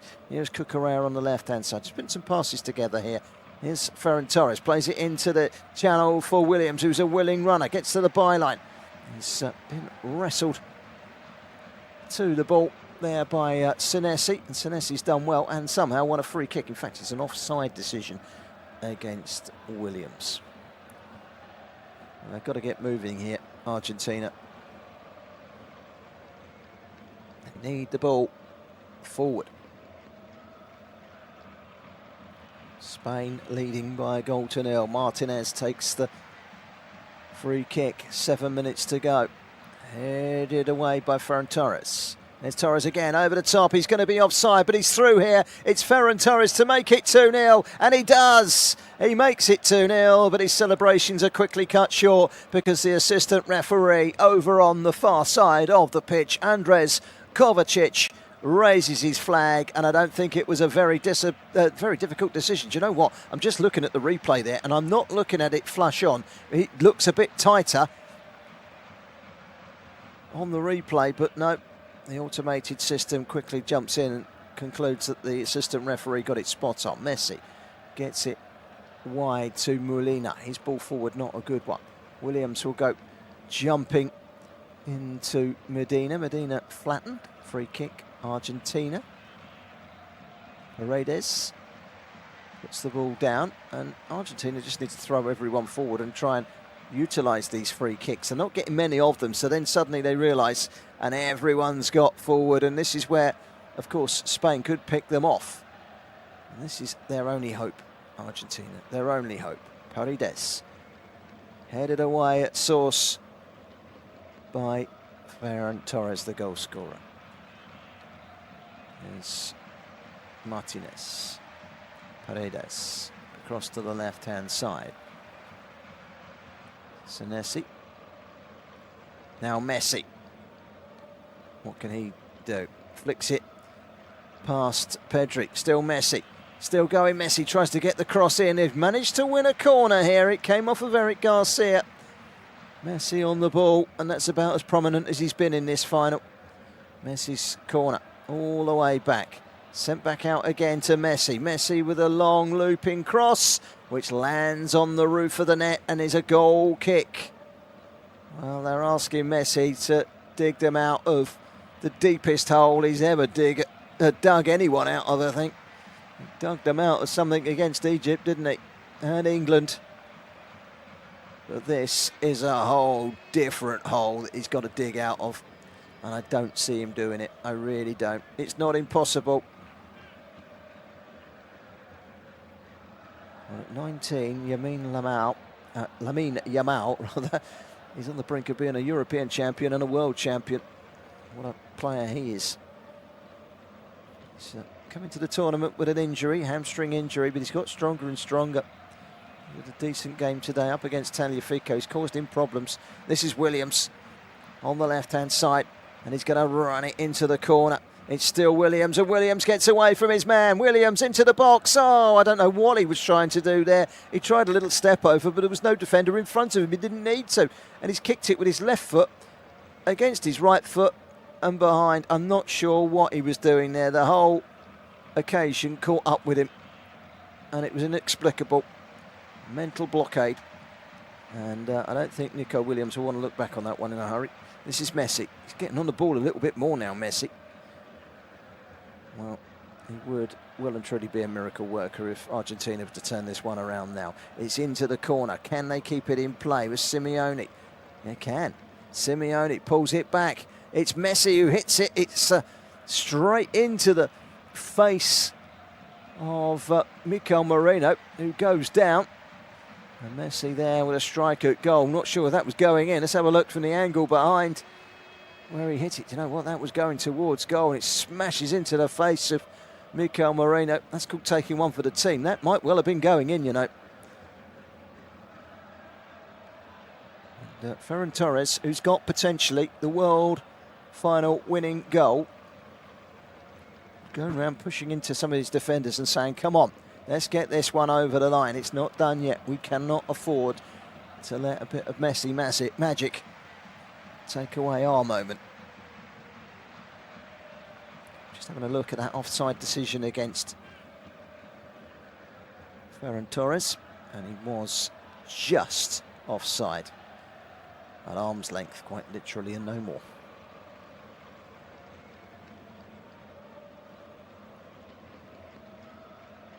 There's an injury at the moment to Moreno, where he's taken the ball full on in the face. He should be up on his feet very shortly. And, Spain on the brink. It's about 2.5 minutes to go. There's going to be at least 2 minutes added on.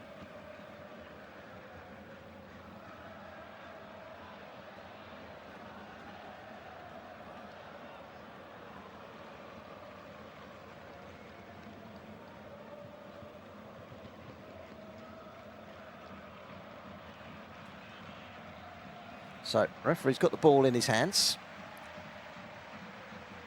And he's saying it's got to be a drop ball, not a corner. Because he's restarting because of a head injury. Well, for me, that's a corner. I don't quite get why that becomes a drop ball. Argentina have it in an attacking sense. This is Molina. It's with Otamendi. Tries to launch it forward. Jamal sticks a foot out and blocks it. It's gone out for a throw, and that just keeps Argentina at bay for now, at least. It's gone all the way to Martinez. Martinez has been chased by Yamal. Thrusts it high up into the Spanish half. It's helped on to Messi. Messi tries to get it straight through the middle. It's volleyed away by Kabasi. Gets good distance on it. Looked like a push by Williams. It was a push by Williams. It's a free kick to Argentina. We're into the last minute of stoppage time. If they can get a goal here, Argentina, they take it to penalties. Messi stands over it. The free kick is about 10 yards inside the Spanish half, wide on the right-hand side.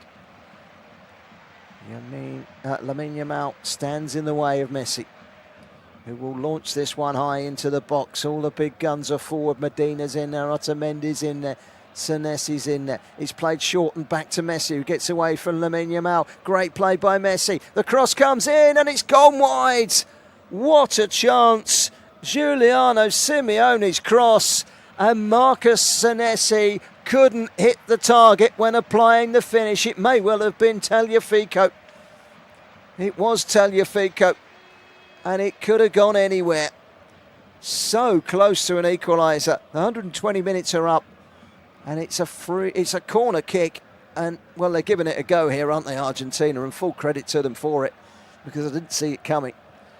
It's Messi that's inspiring them. They nearly got there. It's 5 minutes of added time. Here comes the Messi corner, in underneath the crossbar. It's all over the place at the moment. Smuggled behind another corner, and they're holding on a little bit here, Spain. Medina almost applying the finish.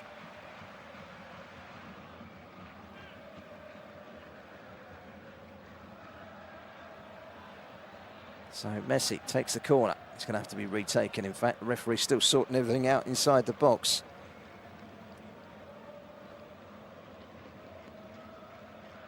Well, it's got drama in this right the way to the end. Tagliafico is wrestling inside that 6-yard box. Couldn't fit too many more bodies in that 6-yard box. It's flicked on. It comes back out again, and it's over the crossbar. Fired over by Nicolas Otamendi, who couldn't keep it down. Or was it Simeone? It was Simeone. It's so crowded in there, couldn't see who it was. Simeone. It comes out, and Simeone swings at it, and it's just over. Did it touch the crossbar on its way over? No, it didn't. It was miles over. It was just, part of me felt it might have taken a diversion on its way through, but that was nowhere near the crossbar. That was way over.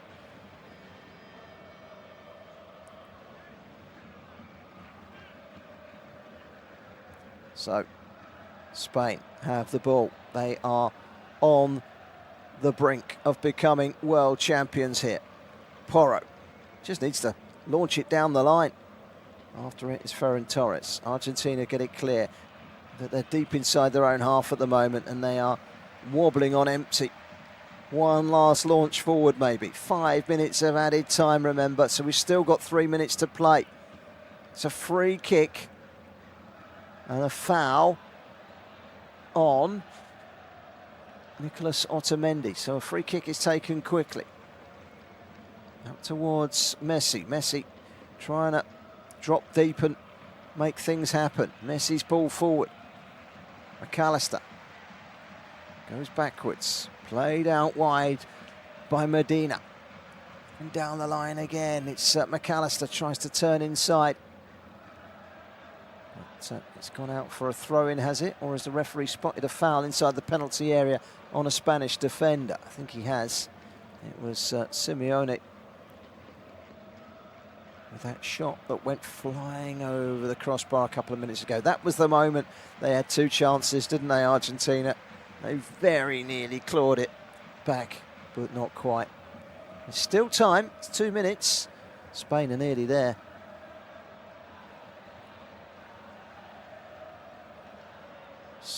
So close now, Spain. Doubling up on the European glories of 2 years ago, beating England in the final.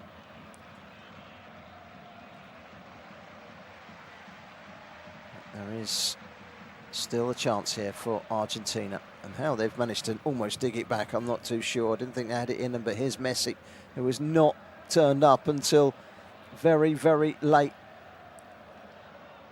in extra time. Messi's the last man at the back. He's going to knock this one straight down the middle and straight into the arms of goalkeeper Unai Simon, who takes it.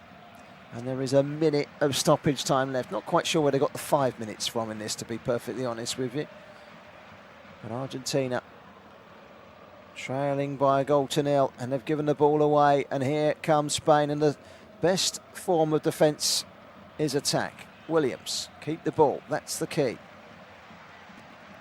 Cucurella, across by Eric Garcia to the right-hand side, and Pedro Porro.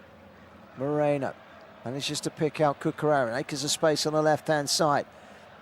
Finds Ferran Torres in the channel. It's being pursued by a couple of defenders. A sliding challenge comes in, bypasses Cucurella. Cucurella brings down the Argentine midfielder Otamendi. He was a midfielder now. They're pushing everyone forward. This is it.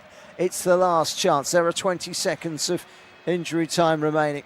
Martinez places the ball just ahead of the halfway line, just inside his own half. He's going to lash this one forward. It's the last chance that Argentina have of taking this one to penalties.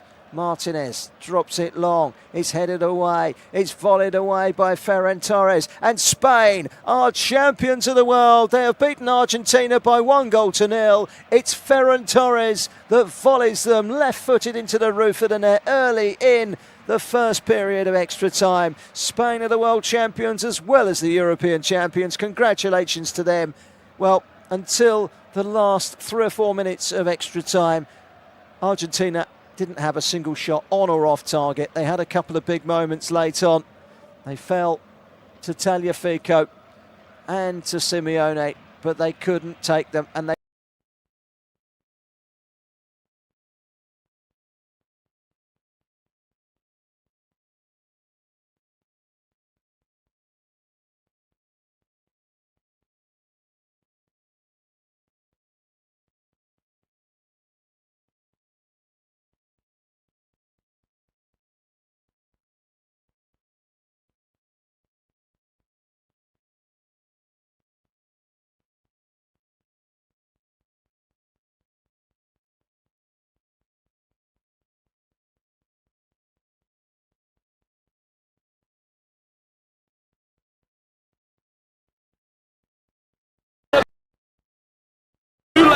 anything about it, and the 10 men couldn't find an equaliser.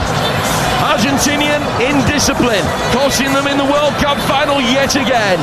And Spain have beaten them with a Ferran Torres goal in extra time.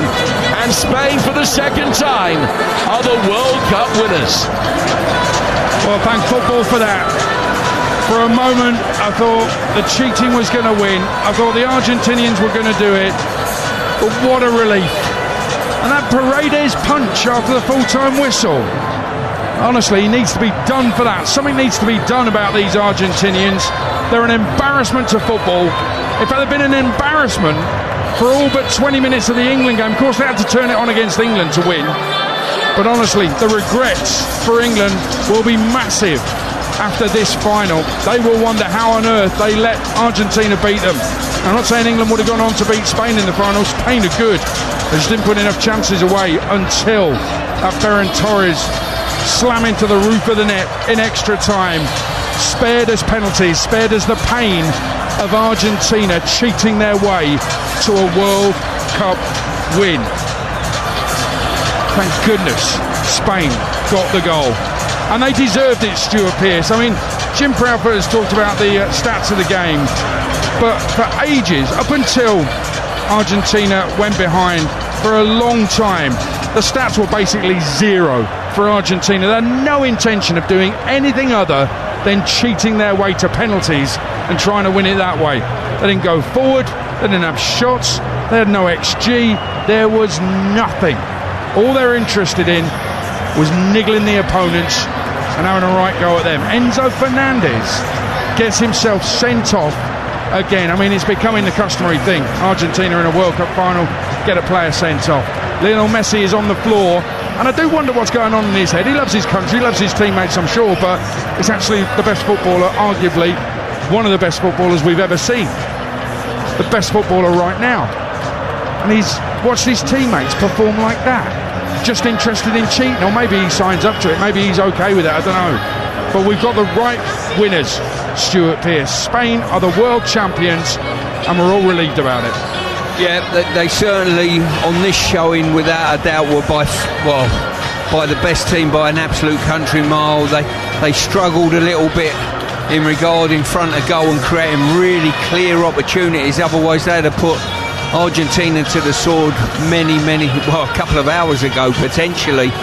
But you've got to say, and just to back up exactly what you've just said there, sometimes in life and in football, what goes round comes round.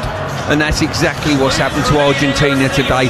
And I'm sure FIFA will see the punch that was thrown at the end of the game, and obviously they were quite happy to extend a 6-game ban for a Qatari player. And I'm sure when they see a punch like that, it will probably warranty a 20-game ban. I'm sure FIFA will be right on top of this, Abe. Do I detect a hint of sarcasm? That was absolutely loads of sarcasm. It was an absolute disgrace from Argentina at the end there. I mean, there was no way that should go unpunished, but you know that it probably will. I think it was Almada and Paredes who were involved in that, and that has to be dealt with, because it's just not on. And both of them threw the Spaniard to the floor. No need for that whatsoever. I mean, it is such a relief that Spain have won this. None of us are massive Spain fans. It's not like that. It's just we're football fans. And that's why we didn't want Argentina to win it. I don't know what goes through their heads, Stuart, because there's some good footballers there. They've got best footballer in the world. So why don't they try and play football? They've got some outstanding players, but there's just a streak in there that says we're going to get over the line by hook or by crook. And it's I don't know whether it's a cultural thing, whether it's just something that's embedded in the game that we see, but it puts a bad taste in your mouth, in all honesty, you know. And what we want to turn up and let's see the best team win, and hopefully a great game of football. We've seen a poor game of football, understandable, the 8th game in a very short period of time for these players, but some of the dark arts that get used, you know, I find it very, very sad for the game. And if that's the impression sometimes we want to throw out to young players, what chance we got of young players coming through and and fulfilling their potential and not throwing themselves on the floor all the time every time there's some sort of contact on them. You're right, Argentina, a total embarrassment to the game, an embarrassment to the World Cup. In fact, they have been an embarrassment all along, really, other than that 20 minutes, as I said, against England. Drawn in the easiest group in World Cup history, made hard work in the knockouts against Cape Verde, needed Egypt to grab defeat from the jaws of victory to get through to the quarters, where Switzerland shot themselves in the foot with a needless red card. England in the semis were on top, handed it on a plate to Argentina, who came here to the final and totally embarrassed themselves. And let's face it, they have had, Argentina, a ridiculous list of decisions go their way in this tournament. Decisions that have led to all sorts of conspiracy theories that you hope aren't true, but you can't help wondering, can you? Just look at the decisions. The lack of red for Messi in the group stage was predictably shocking. No punishment for a Falklands banner held up by the players after beating England. A terrible refereeing decision even gave Argentina a chance at the end of extra time here in the final. Argentina are cheats. They're impossible to like. The beautiful game of football is the winner at this World Cup final. And let's talk about Spain, because they did play football. They did pass the ball. They tried to play the beautiful game. They had chances. It should have been more. In the end, they got over the line with that Ferran Torres shot. And he did well, Stuart, I think, to keep it down. He certainly did. As I say, it's the first time they got players in the box. Williams has done brilliantly, getting it back and keeping it alive at the far post. And I'll tell you what, when you've got a long time to look at something and you're running onto it, it's easy to sky it. And you've only got to look at Simeone's effort to back that statement up. He kept on top of it. When the deadlock was broken, I think from that moment on we knew the World Cup was going to Spain. Indeed, Lamine Yamal sits on the floor. He's pointing to the badge. He's got a big smile on his face as he gets an embrace or two from his colleagues. He's flattened on the floor by one of his colleagues in a big hug on the pitch here in New York, New Jersey. And it is maybe that passing of the baton we talked about, Messi to Yamal. I mean, he wasn't the star really for Spain, not the star they'd hoped to be in this World Cup final, Stuart, but maybe from now on you can't ignore the fact he's a European champion, he's a world champion as well, and he's actually really good at football. Yeah, and listen, today weren't his game. He didn't play particularly well today, there's no doubt about that, but he's an incredible talent. And listen, to be a European champion and be a world champion at his tender age tells you something. And his manager never took him off. He wasn't playing particularly well. For me, it wouldn't have surprised me if he was taken off at any given time during the game, but his manager kept him on, and that's the only person that counts. Well, the Spanish players were dancing around in a circle, arms around each other's shoulders in the middle of the pitch. They are world champions. The Spanish women are world champions as well. First nation Spain to hold both the men's and the women's World Cups. Oh, hang on, who beat Spain in the women's Euros final? That'll be England, the Lionesses. Maybe England's time with the men is coming. We shall see in that next Euros on home soil. But Spain are the winners. They've beaten Argentina by a goal to nil after extra time, and it is time now for us to pick our King of the Match with Burger King. TalkSport's King of the Match with Burger King Burger Buddies. Total tournament satisfaction delivered by the experts. Order now on the BK app. By the way, they're going to be doing the awards before the stage is set up. Going to be delivering the awards before gifting the gleaming golden trophy, the World Cup, to Spain. The first award is going to be the Fair Play Trophy. My guess is Argentina. Well, I was going to say they won't win it, but they just kept getting away with fouls over and over again, so they might have a chance. Who is your King of the Match, Stuart Pearce? Well, Emi Martinez made a lot of saves, but none of them outstanding really, everything pretty regular. But I've got to say, and I raved about him continually during the game, Rodri I thought was outstanding and the standout player of the game. Well, he did play well, taken off in the end, but brilliant while he was on. Worth pointing out as well, Stu, Spain conceded just one goal in 8 games at this World Cup, the fewest goals conceded by any team in a World Cup winning campaign. It's a remarkable record. David Raya on the bench says it all about Unai Simon, but they've got a teenager at centre back, and I thought, you know what, they might be able to get at him, Argentina. No chance. Yet another clean sheet. We need to pay tribute to that. Yeah, we certainly do, and a lot of that will go rest at the feet of Rodri. I can assure you that he understands how to break play up. I thought he was outstanding today, but the back line especially were very good. The goalkeeper outstanding, and 1 goal in 8 games tells you absolutely everything about the team. Yeah, it's usually success built on solid defences. Absolutely the case with Spain at this World Cup. That was our King of the Match, all thanks to Burger King. TalkSport's King of the Match with Burger King Burger Buddies. Iconic winners delivered in the box every time. Order now on the BK app. Yes, stage is set in front of us. A gigantic World Cup trophy is in the centre circle. It is absolutely enormous. And it's just behind the stage where the awards will be given out as the stage gets ready, the pitch gets ready to host these awards and the lifting of the World Cup trophy. Just a bit more on Rodri. It's great news for Manchester City that he is back. Oh, without doubt. I mean, to be fair, when he's come back from the recent injury, you thought, yeah, he's lost a bit of a yard, he's lost that impact that he had. But I tell you what, that performance out there, everything went through him. I mentioned in the first half, he's like a traffic cop. You know, he started and stopped everything. And he was just brilliant. Game understanding, magnificent, defensive nous, positional play. He had a bit of everything. I thought he was very, very good. Spain unbeaten in the last 38 matches in all competitions. This is the longest ever run by any European team in history. It's a phenomenal run from them. I mean, we're looking for desperate areas of where England can improve, what they can do and how they can be better, how they can be winners. What can we learn from this Spain side? How to build up from the back through the thirds.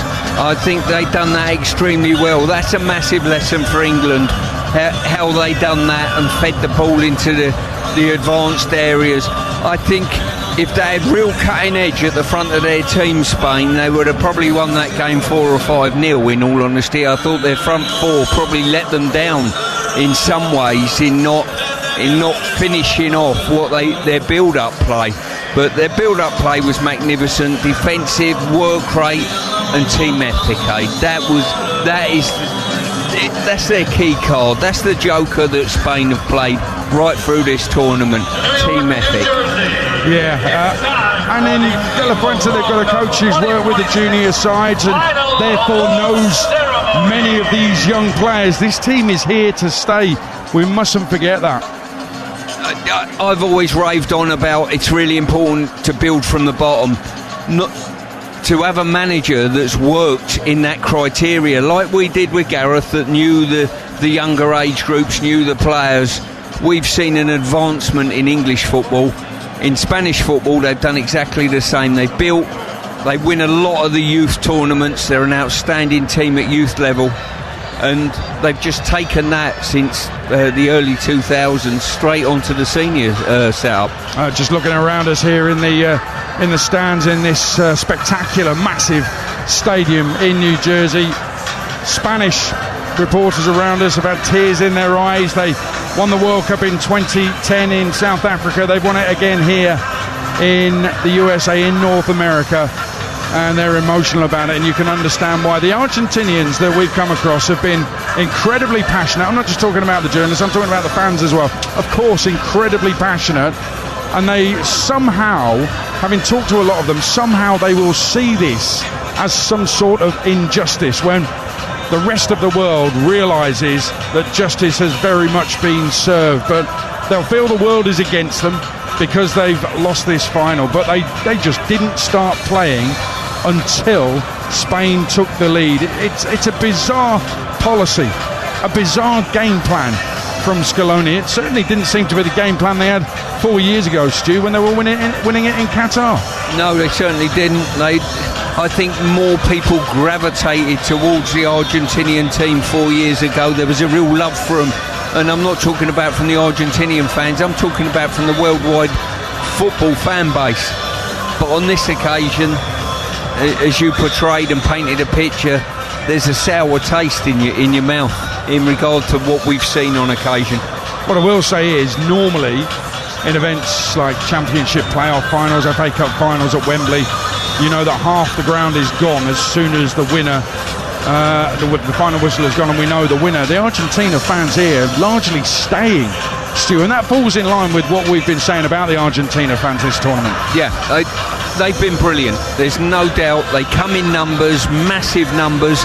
They've generated a lot of floating fans because of Messi as well, and that's understandable. I almost think they deserved a bit more from their team. You know what I mean? I really do. And there's occasions where I don't know whether they look at their team and dive in, throwing themselves to the ground, little niggles here, there and everywhere, and say, well, whatever it takes, lads, to get you over the line, we'll support. And I find that a little bit sad because they're such a good fan base. I have to say, I did think Enzo did deserve that second yellow card. He was late, and even if Kibasi made a bit of a meal of it, I think that's a late challenge, so I can see it was a second yellow. Listen, if you think you're aggrieved by that, look at Simeone's performance in the semi-final. You know, look at Paredes, run on the pitch. What's he do? Slam into someone's back, nowhere near the ball, you know, and he's niggling away. He's thrown a punch after the game ends. Probably deserve it. Yeah, we've got no sympathy, none whatsoever. Enzo Fernandez, by the way, I think 3 career red cards, 2 of them for Argentina, which kind of suggests that maybe that's the way Argentina play, or the way Argentina want him to play, to leave one in there when he's a little bit late, to niggle away at opponents, because we've seen that happen. And maybe, listen, it's hindsight now, it's all over and done with, but had Simeone been booked when he should have been booked against England early in that first half, things could possibly have been different. But there's no doubt about it, I am clutching at straws there, no question about it. But it does for me. I look at that semi-final defeat, Stu, and then I look at Argentina today, and I think to myself, England again, they'll have regrets anyway, but they'll have regrets even more now. Yeah, there's no doubt the Argentinian performance today was very, very poor, inept in many ways, but I don't know how much of that we play into the Spanish hands, who kept the ball and dictated from the first moment the tempo of the game. And this is probably the thing that frustrates me the most on occasion with England, that we've got to come out the traps a little bit quicker and get on the front foot a little bit better. I think Spain done that and set a tempo to the game that never changed for 120 minutes. Yeah, it's interesting from an England point of view to see such a solid defensive unit win the World Cup, and they've won it based on not conceding goals. When the fans back home are telling Tuchel to go forward, to take the handbrake off, to go all in, you've just seen Spain win the World Cup, and the priority is keeping a clean sheet. I mean, you could look at the personnel and say they've got better defenders, so they can do that. They've got better goalkeepers than we have. I don't think anybody would disagree with that. But it's interesting that our fans want to go forward. Meantime, Spain are winning European Championships and World Cups built on a really solid defence, Stu. Yeah, they certainly have. It doesn't lie. 1 goal in 8 games is absolutely sensational at this level. Yes, you might say, well, hang on a minute, in that mix was lesser teams. I'll grant that. But they've just played Argentina with Messi in their ranks. And I honestly don't think they've had a worthy effort at goal, Argentina. You know, they had a couple of skirmishes late on. They've had a cross from Messi that sailed over and near the bar, that the stats people will do him a favour and do Argentina a favour and say it was an effort at goal, which we know it wasn't. But the stats don't lie in this occasion. The Argentina players were waiting for the awards ceremony to start. Over to the left as we're looking down on the pitch, sort of alongside the Spain players who had formed a tunnel, and then all of a sudden the Argentina players started going over to the other half of the pitch to address something that's been going on in the crowd. Now, we can't quite see from down here, but something is going on to the point where the Argentina players are not exactly rushing over, but they're certainly going over to try and find out what is happening down there. So that will delay the trophy and awards ceremony even more, but I don't know, can't quite see what's happening down there. There's a lot of police down there just forming a cordon around. I don't know generally what's happened, but there's certainly a sort of semicircular police and a police presence, but no one seems to be sort of really concerned critically, do they? They've all ambled over. It's as though someone's going to make a statement of some description. Everyone's wandered over to have a listen. Yeah, it looked to me at first as if the Argentina players were sick of waiting around, because the awards ceremony was meant to be taking place about 5 minutes ago, but as ever today at this World Cup final, things have been delayed seemingly for no reason whatsoever. But the Argentina players now preoccupied with something that's going on. It's kind of down below us in the bottom tier, very close to pitch level, but down to our right, near the goal to our right, with Argentina were attacking towards the end of extra time. But like you say, there's no urgency down there from the Argentina players. They're just down there looking at what's going on. So it's hard to see exactly what is happening down there and why the award ceremony is being delayed. Yeah, if you didn't know better, you'd say that it was almost stunk of a sort of medical emergency had occurred, but it's certainly not that, because there's no urgency down there at all. The police have just formed a cordon, and now the players have turned away and having to wander backwards. Yeah, very weird situation that, and sure details of that might emerge in due course, but you're right, the Argentina players have turned away from whatever incident might have happened down there. They've started ambling slowly, wandering back to the other half of the field and back to where they need to be in order for the awards ceremony to take place. They're the delaying tactics, what they were doing during the 120 minutes, and here they are doing it again. The Spanish players stayed exactly where they were, which again suggests to you that, you know, maybe there wasn't a huge amount that was going on there, but they stayed where they were, enjoying the moment, because Spain are world champions. They've beaten Argentina after extra time by a 1-0. Ferran Torres, the former Manchester City man, slamming the ball into the roof of the net, and it's what football deserved, because Argentina tried to cheat their way to a penalty shootout when, you know, Emi Martinez would have been up to his old tricks, and Argentina would probably have won it, given Spain's record in penalty shootouts as well. But we await the award ceremony. We await the World Cup being delivered into Spanish hands. And New York, New Jersey, there are seats emptying out. Not many. The Argentina fans still around, and maybe they want to pay tribute. Speaking to some of them during the tournament, they were saying, look, we've got Messi, we love it. We've just won the World Cup 4 years ago. What's not to love about life right now? And let's see how far we go. And boy, they came close to going out, Argentina. For Spain, who would have thought all of this would happen after Spain 0, Cape Verde 0 in the opening game of the tournament? None of us thought it was going to happen for the FIFA World Cup, but it has. They've gone on, conceded 1 goal, and on they go. They are the world champions as well as the European champions, having beaten England in the Euros final 2 years ago in Berlin. Here in New York, New Jersey, they are about to lift that golden, gleaming trophy, and they will be World Cup winners. Please welcome 2020 Sergio Ramos FIFA World Cup winner brings out Spain, the World Cup trophy. And a FIFA guest of FIFA, of course, and a World Cup winner himself. A player who just won medals. That's what he did. Won medals and trophies. He looks at the Spanish players as he brings the World Cup onto the pitch, and he just holds it in front of him, smiles at those players.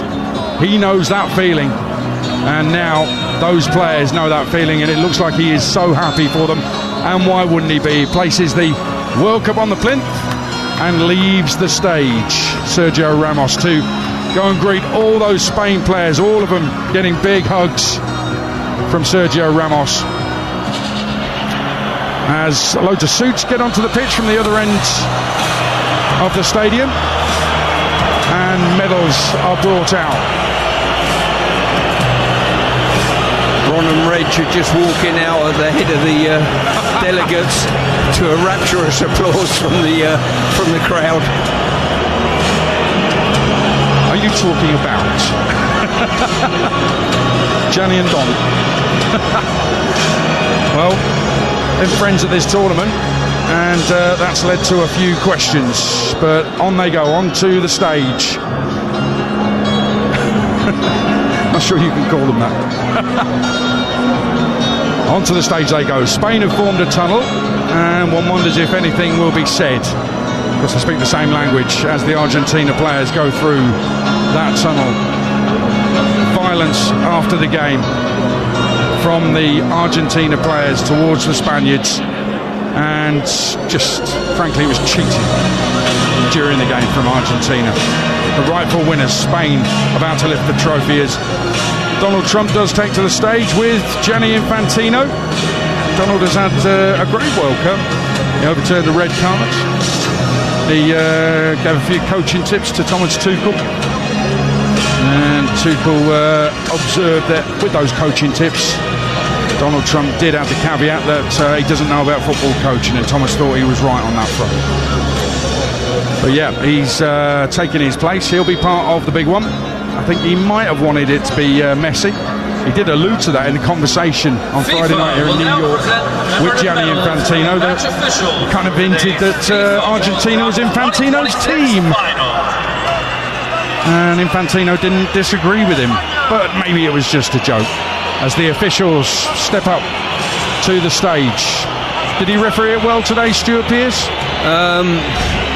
He probably done what he had to do. The players never ever make it easy for referees this day and age, and in all honesty, referees have given up trying to work out what is a free kick and what is a player throwing himself to the floor, and just give free kicks for everything now. I think on the odd occasion he could have played advantage, which he didn't do, but in the main he's done nothing to influence the result of the game, and that's all you can hope for. It's kind of hard to referee Argentina, isn't it? It's very, very hard. Listen, you know, when players are throwing themselves to the floor, out the corner of his eye he sees players launching themselves, he thinks something's drastic has happened, and quite often it's not been the case. Refereeing generally at the World Cup I think has been okay. There's been obviously some controversy. I don't think VAR's got in the way of the World Cup at all, has it? No, I think the officiating, I was a little bit concerned about the law tweaks that we had beforehand. But to be honest with you, there's nothing that stood out to me that suggests that the refereeing standards have spoilt the game here. So credit to them. Let's give a little bit of credit where credit's due. I think they've done a good job in the main. Well, the awards are about to be dished out. The referees have taken their medals for their performance in the World Cup final. De La Fuente is going up to Kubasi and whispering something in his ear. One wonders if he might be in with a shout of the young player, which is about to be awarded. Oh, guess who won it 4 years ago? Argentina's Enzo Fernandez. 4 years ago, World Cup winner and young player of the World Cup. And this year, sent off in a World Cup final. Well, as he was getting sent off, all I could see was him cupping his ears after scoring a goal. Cheers for that, Enzo. You did your country proud today. Did football a massive favour. And indeed, the FIFA Young Player of the Year, Pau Kubasi. How good is he on the ball? For a teenager at this level, it's incredible, Stu. He's actually been not stretched at all. It's the biggest compliment I can pay him. He's not been stretched at all by this tournament. You know, he's been outstanding. And at such a young... You wouldn't know. Unless you saw that little baby face of his, you wouldn't know his age by the way he plays the game. Now, a terrific, massive future in store for him, but already a world champion, and the Young Player Award goes to Pau Kubasi, part of a defence that has conceded only one goal at this tournament. Incredibly, he has got a big smile on his face. He leaves the stage. He's going to have to go back and join his teammates as we look at the Golden Glove. It's not exactly a big debate about this one, is there? As we've been saying, they've conceded one goal, Spain, and so Unai Simon takes the award for the Golden Glove. And I'm just casting my mind back 4 years when Emi Martinez won it and did something very rude with it as well. One hopes Unai Simon won't follow such a pattern. It's just classic Argentina, isn't it? I still go back to one of the most amazing things about Spain is that David Raya's on the bench. I wonder, how does David Raya feel about this? He's a World Cup winner, but definitely would have wanted to play, and he's had the kind of season where he might feel, I should be playing, but he can't argue, can he? No, you can't. As I say, the performance, the goals against column tells you everything, but with Raya, you suggest that he's an outstanding team player, and he'll be delighted that he's helped get the squad of players over the line. Unai Simon, by the way, has just held it properly, big smile for the cameras, and then held it aloft one-handed, and that's exactly how it should be done. The Golden Ball, Messi's won this twice. I'm not sure he deserved it in 2014, he did 4 years ago, and this one I think most people would agree with. Rodri is the winner. I mean, to come back from the injury he's had, from the season he's had, and play at this level in a World Cup winning team is something very, very special. Rodri takes the award. He's basically best player in the world right now. Yeah, as I say, the performance today, I've not seen much of Spain live on this journey, but the performance today was a World Cup winner's performance in my eye. Yeah, he's kissed the trophy. He's held that aloft as well. Spain doing everything with a touch of class. Argentina, watch and learn. This is how you win a World Cup. And Spanish tunnel still formed. The three Spanish players who've won the awards there, Pau Cubarsí, Unai Simon and Rodri, all together with their trophies on the stage, posing for the photographs. Big smiles as well. I mean, they're genuinely happy. Not just with the World Cup, obviously, but with those individual awards as well. And why wouldn't you be? When you add up those trophies and what they mean, what they've been awarded for, it leads to a World Cup winning side. And that is Spain. So the runners-up are going through the tunnel. Argentina. And so to take you through that and through to Spain's World Cup trophy lift, here's your commentator, Jim Proudfoot. Adrian, thank you very much indeed. A little bit of housekeeping as well. Silver ball, the second best player in the tournament, awarded to Lionel Messi, and Kylian Mbappe receiving the bronze ball. Messi making his way forward up the 3 steps onto the platform, shaking the hands of the dignitary as the curse of the holder strikes again. The World Cup, so difficult to win, nigh on impossible to retain. And after the epic, unforgettable final of 2022, laced with brilliance, 2026 treated to a war of attrition, where the champions played for penalties and paid the penalty. It is a case, instead of history repeating itself, as 16 years ago when European dominance translated so eloquently to the world stage. So this latest generation of continental heroes will be able to take the extra decisive step to claim their country's second title. Argentinian players, having received their silver medals, make their way back off the stage, down the dark blue and pale yellow steps.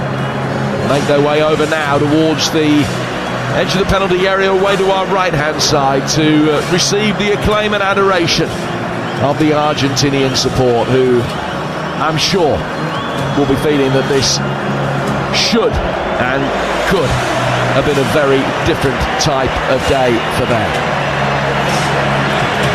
But as in 2010, it is Spain to get over the line with a goal against 10 men in extra time. Ferran Torres with his Iniesta moment, the hero on a day like that in Soweto when one was always likely to be enough. In the face of the Spanish success, further proof that footballing fate doesn't always conjure up the happy ending, as Messi stands away to our right with his hands on his hips. The World Cup swan song of sorrow, not celebration, of silver and not gold. His tears not born of ecstasy, instead of despair and frustration. One teardrop making its way slowly from his left eye down his bearded cheek. Messi falling narrowly short as he did in 2014, a career of excellence without parallel, but without the swan song on the world stage that he so craved. No fairy tale double for this giant amongst his peers. The stadium, the scene of one of his darkest moments, a Copa America final defeat that brought his first international retirement. And I wonder whether today will bring another more permanent departure.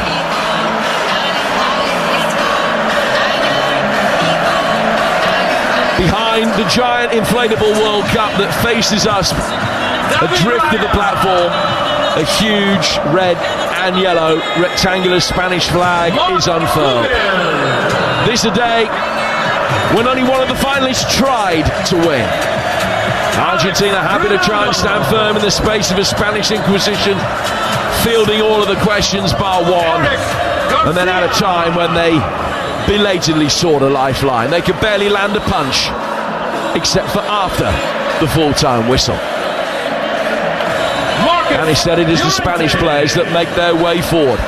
Proudly, the Argentinian players not even paying them the respect of watching, as they stand in front of their support, unable to come to terms perhaps with the moment and with their approach. This, the biggest World Cup of them all. 48 countries, 3 host nations, more than 100 games, and it might not have been given the sparkling climax that it deserved, but it does have a worthy champion. Each of those Spanish players being called for now. Dani Olmo, the latest to receive his medal. Ferran Torres, the flag wrapped around his shoulders, the hero shaking the hands of Donald Trump. His place already etched now in Spanish footballing immortality. And those Spain players make their way forward. There is, Stuart, more than one way to win a World Cup. And they've gone about it the best way that seemed fit for them. Always having enough from that inauspicious start against Cape Verde to getting the job done in every subsequent game. Yeah, it's amazing when you look back and think the start of this journey for Spain was begun with a draw against Cape Verde, albeit it was a fantastic rearguard action from them. And there was indicators there that they might not be free scoring. Today was one of those occasions. They only needed one to get over the line. Aside from that, all that possession, they never really threatened Argentina as much as you would expect. But they're the ones who got that one goal, and it's taken them over the line, and they'll be taking that gold trophy back to Spain. Big cheer for Lamine Yamal as his name was mentioned. And the Spanish number 19 shaking the hands of the dignitaries as he makes his way past the most famous tournament trophy in the world. Yamal looking up and raising his left hand. Pau Gubahasi just looking at the trophy as he approaches it. And will he just afford it a little kiss on his way past, I wonder? Unai Simon makes his way onto the stage as well. Gubahasi just bends down, almost a little affectionate peck on the cheek for the World Cup trophy as he takes his place on the back row of the stage. This is a tournament in which the big hitting forwards all came to the party, but a tournament in which the best defensive record in the World Cup history has won the day. Spain never behind for a minute take the glory, and that means that Rodri will be taking the trophy. And your Spain captain, Rodri! Mr. Lafuente doing his best to have conversation with Gianni Infantino. Difficult, I think, for either man to hear the other. Big beaming smile on his face. What a start to his international managerial career, having landed a European Championship and now the World Cup. The last man up, of course, as tradition decrees, is the captain, the winning captain, Rodri, the player of the tournament. Medal placed around his neck, over his shoulders by Donald Trump. Will make his way now along the line of suit dignitaries, 10 of them in all, back slapping and hand shaking along the way. But now, the moment he craved, and he bends down, lips to the trophy, but makes his way away to the front of the stage. Gianni Infantino and Donald Trump both take the trophy over to him. 2026 is Spain's year. The trophy handed over because the Spanish, for the second time, are champions of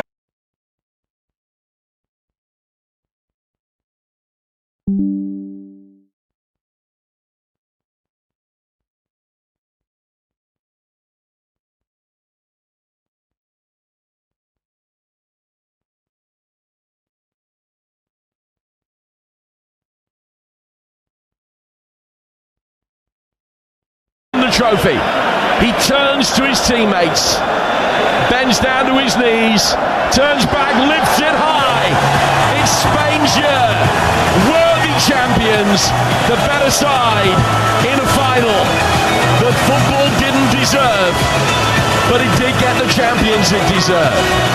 FIFA World Cup holders, Spain beating Argentina in the final, and congratulations to them all. Indeed, the right winners. Football justice done. Argentina deserved to lose and Spain deserved to win. Those scenes on the stage there were extraordinary, with Gianni Infantino having to run across the stage just before Rodri lifted the World Cup to try to get Donald Trump out of the picture, but he wouldn't go. He wanted to stay on the right-hand side as we were looking, and he did. He's in the team photo. Did all this with Chelsea last year at the Club World Cup, didn't he? What's really interesting here is there is political beef between Spain and the USA, so one wonders how Donald Trump, who maybe is a bit of a fan of Lionel Messi, possibly you could say, how he felt having to shake all those Spanish hands and to share the stage with the Spanish Prime Minister Pedro Sanchez as well. So that was one little interesting angle, a little bit uncomfortable for Donald Trump, the President of the USA, but he got himself in the team photo, and that's probably all that matters to him. All that matters to football is that the right winners have lifted the trophy, and it is Spain who are the world champions. And when you reflect on the tournament, Stuart Pearson, you reflect on the final that we witnessed here today on TalkSport, everything feels right about this. We wanted a better game, but we've got the right winners. Yep, they've been the best team over the tournament, no doubt about that. There'll be regrets maybe from England's point of view. We might have been able to give a better showing of ourselves in this game than Argentina did. France or the other semi-finalists as well will be thinking, you know what, we set the tournament alight with some scintillating football and then just probably believed in our own hype a little bit and fell to the Spaniards in a fantastic performance. But literally, this is the best team here. I don't think anyone can have any regrets in regard to that. And credit to Spain, you know, they build well from below, and when they arrive on the stage, you can put a 19-year-old in the heart of your defence and he plays as well as he does. It's incredible, isn't it? And by the way, AI is very special as the fireworks go off above the stadium yet again to salute the world champions, Spain. That's what the noise is in the background. Lots of fireworks shooting into the sky here in New Jersey. And a big light show starts within the stadium as well. It's been all entertainment, halftime shows, pre-match shows, superstars of the singing world, and now superstars of the football world as well. Saying AI is amazing because we talked about Lionel Messi bathing Lamine Yamal when he was just a baby boy for a charity calendar 19 years ago. AI has done the reverse. There's now a video doing the rounds, Stuart, of Lamine Yamal as a 19-year-old bathing a crying Lionel Messi. If you do see it, it's not real. Really? I know. Some people, you never know, might just believe it. Well, I've got to say, that was done within seconds. And what about Messi? He goes over to the Argentina fans. You expect that. Tears in his eyes. He's already won a World Cup. But I think he wanted to do that Pelé thing.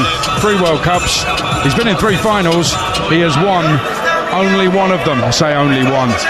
But tears in his eyes. It meant so much. Did that tell us that this is going to be his last crack at a World Cup with Argentina?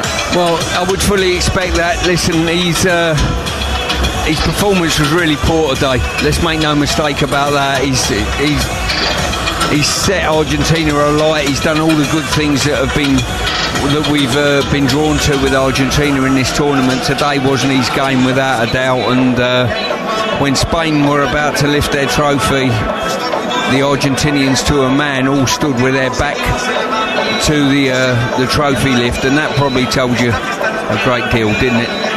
Yeah, no class whatsoever. I will point out Enzo Fernandez did go over to his old Chelsea teammate Mark Cucurella to give him a little bit of a hug and say well done, but well, I'm assuming he said well done. You never know with these Argentinian players. They've been absolutely shocking. They've been a total disgrace here today.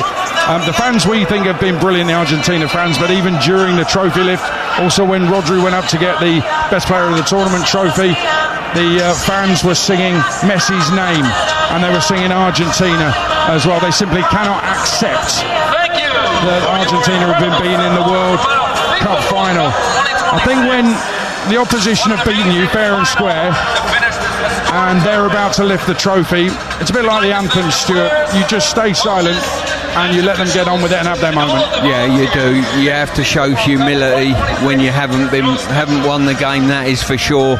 Whether you like it or not, you swallow your pride, and it says a lot about you, probably collectively as a team, if the opposition are about to lift the trophy and you've just got your back to them, facing your own supporters to the penalty box to the right. But hey, that's the way it is.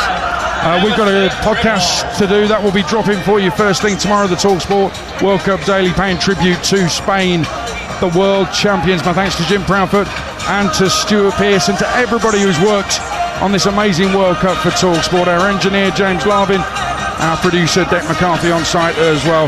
So many others back home. Will Varney, Luke Henry doing an amazing job on TalkSport. And football thanks you, Spain. Football thanks you for delivering justice in this final. Spain are the best in Europe and the best in the world. The bad news is England's next game is against Spain at Wembley at the end of September. Good luck, Thomas. The Spanish made the Argentinian cheat Spanish. New York, New Jersey, new world champions. Congratulations to Spain. You can get your calls in now on TalkSport 03717 223344. World Cup Game Day Sports Bar on TalkSport. Brought to you by Enterprise Rent-A-Car. Whatever it is, we're here for it. Being backed by over 50 years of Las Vegas heritage means that at BetMGM, we know the importance of safer gambling. Place your bet. So if gambling is always on your mind, or you feel like the show must go on and on, Good luck, then maybe it's time to call it a day. To find out more about how we can help you stay in control, visit the Safer Gambling section on the BetMGM app or website. BetMGM Casino, the real deal. 18 plus. Please gamble responsibly. We've all been there. Noisy uni flatmates, music blaring, phones going off in the library. But with long-lasting battery life on the lightweight and portable Dell XPS powered by Intel Core Ultra, you can get away from the distractions without needing to find a plug. So you can get back to, well, built for those who get things done. The Dell XPS. Built for you. Dell.co.uk/learning. Today, there's some excited postcode lottery winners waiting to find out how much they've won. Would you like to find out how much you've won? Absolutely. Okay, well, you hold that. It's share of £20.2 million must be won in Postcode Lottery's August draws. So sign up by midnight on the 31st of July. Is your door in the draw? Postcode Lottery manage lotteries on behalf of good causes. 18 plus conditions apply. Play responsibly. Not available in Northern Ireland. You do the business, Nissan do the vans. Search Nissan Vans to discover the range, all with 5-year warranty. Warranty terms apply, 5 years or 100,000 miles, whichever comes first. Visit nissan.co.uk. At Bet365.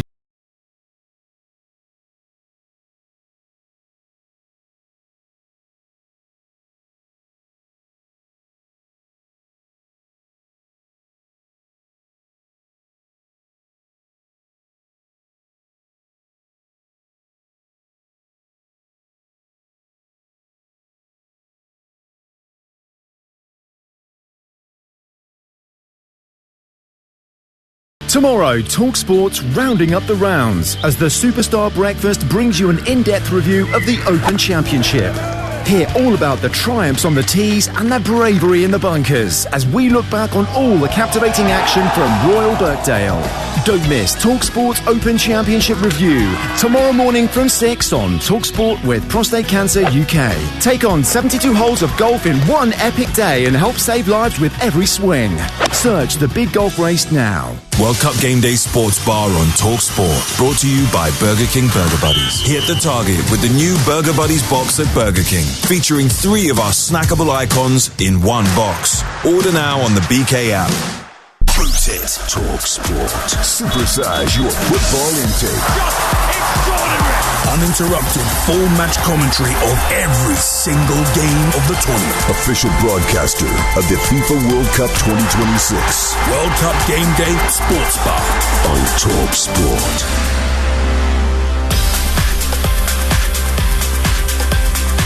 Good evening, you're listening to the World Cup Game Day Sports Bar with me, Max Scott, alongside former England striker, the legend that is Carlton Cole. Viva España. Thank you, Spain. Muchas gracias, España. Ferran Torres, you absolute beauty. You have saved football because from start to finish, whether it's Tom Cruise's pathetic speech about unity in front of Donald Trump, whether it's the game starting 6 minutes late, whether it's the disgraceful refereeing which allowed Argentina to push, scratch, foul and dive their way into extra time, whether it's the most egregious decision to chalk off Nico Williams' opener, whether it's the ridiculous halftime show which wasn't even good, or Infantino chasing after Donald Trump after the trophy was handed out. This World Cup in so many ways was an absolute circus, and Argentina, who might have produced 2 of the world's best players, have been an ugly addition to this World Cup, and I'm glad they got their just desserts. The only shining light in the stadium was Spain, and I've just enjoyed the biggest hate watch of my life. Thank you, Spain. You've saved football. If you want to get in touch, join the celebrations. 03717 223344 is the number to call. Coley, we're buzzing. Viva España. Yes. Max, I'm with you all the way, mate. Look, it was a boring game. It was a terrible game. It was a terrible game, wasn't it? It wasn't great, was Argentina made it terrible. Yeah, the ref made it terrible. Stop, loads of fouls, goals disallowed that should have been goals. Like, you could see it was just they were trying to line it up for Argentina, but they just didn't have. I'm a conspiracy theorist, yes. So they were trying to line it up for Argentina, wouldn't they? And football's the winner, right? And football came out on top, so that's what I'm happy about. Yeah, without a doubt. Now, I mean, where do we start? Lionel Messi's last game. Lamine Yamal, a teenager, already won the Euros, already won the World Cup. I just think, for me, I'm so relieved.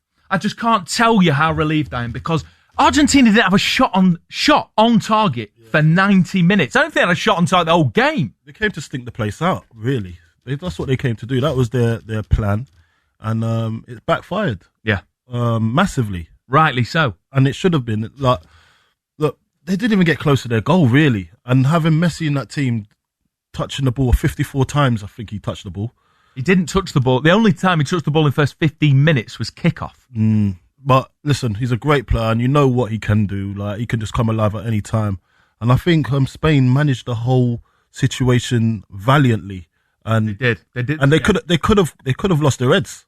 You know, like if they had a few players that were a little bit more fiery, that some of those players will get sent off because some of the challenges that were going in. Can I just say, one of my one of the happiest I've been Enzo in months is Enzo Fernandez getting sent off. He's killed it for them for sending the Spanish player bum over bosom, right?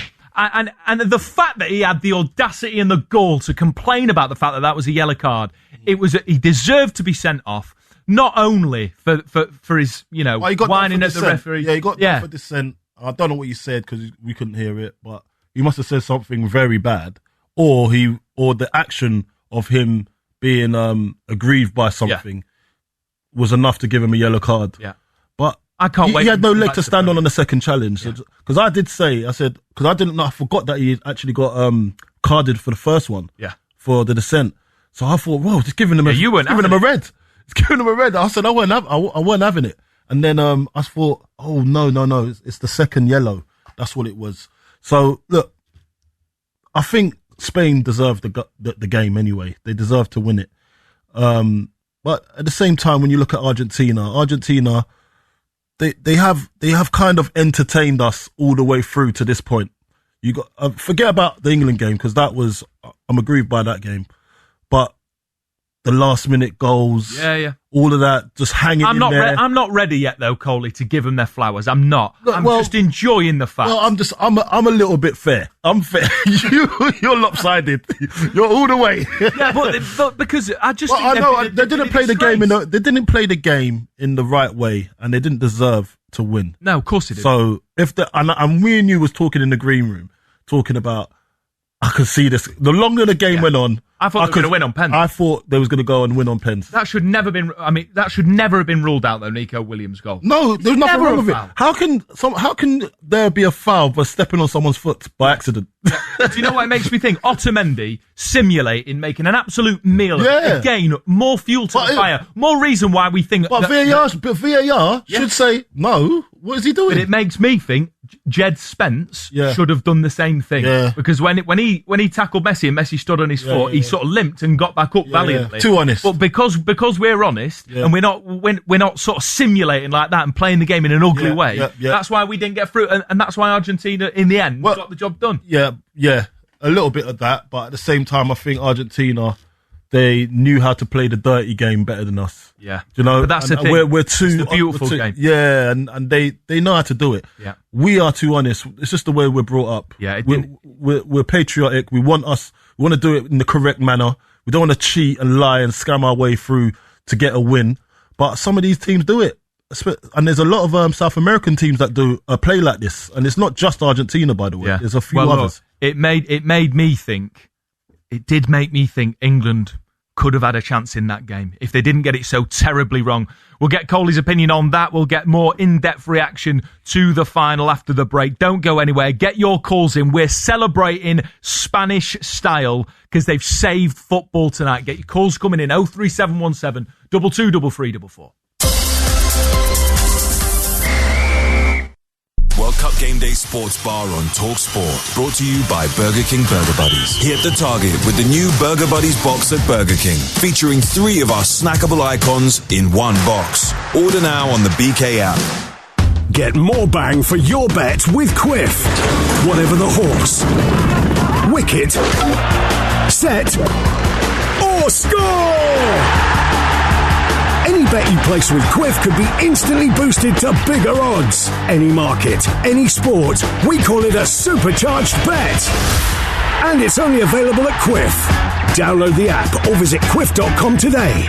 18 plus, terms and conditions apply. Please gamble responsibly.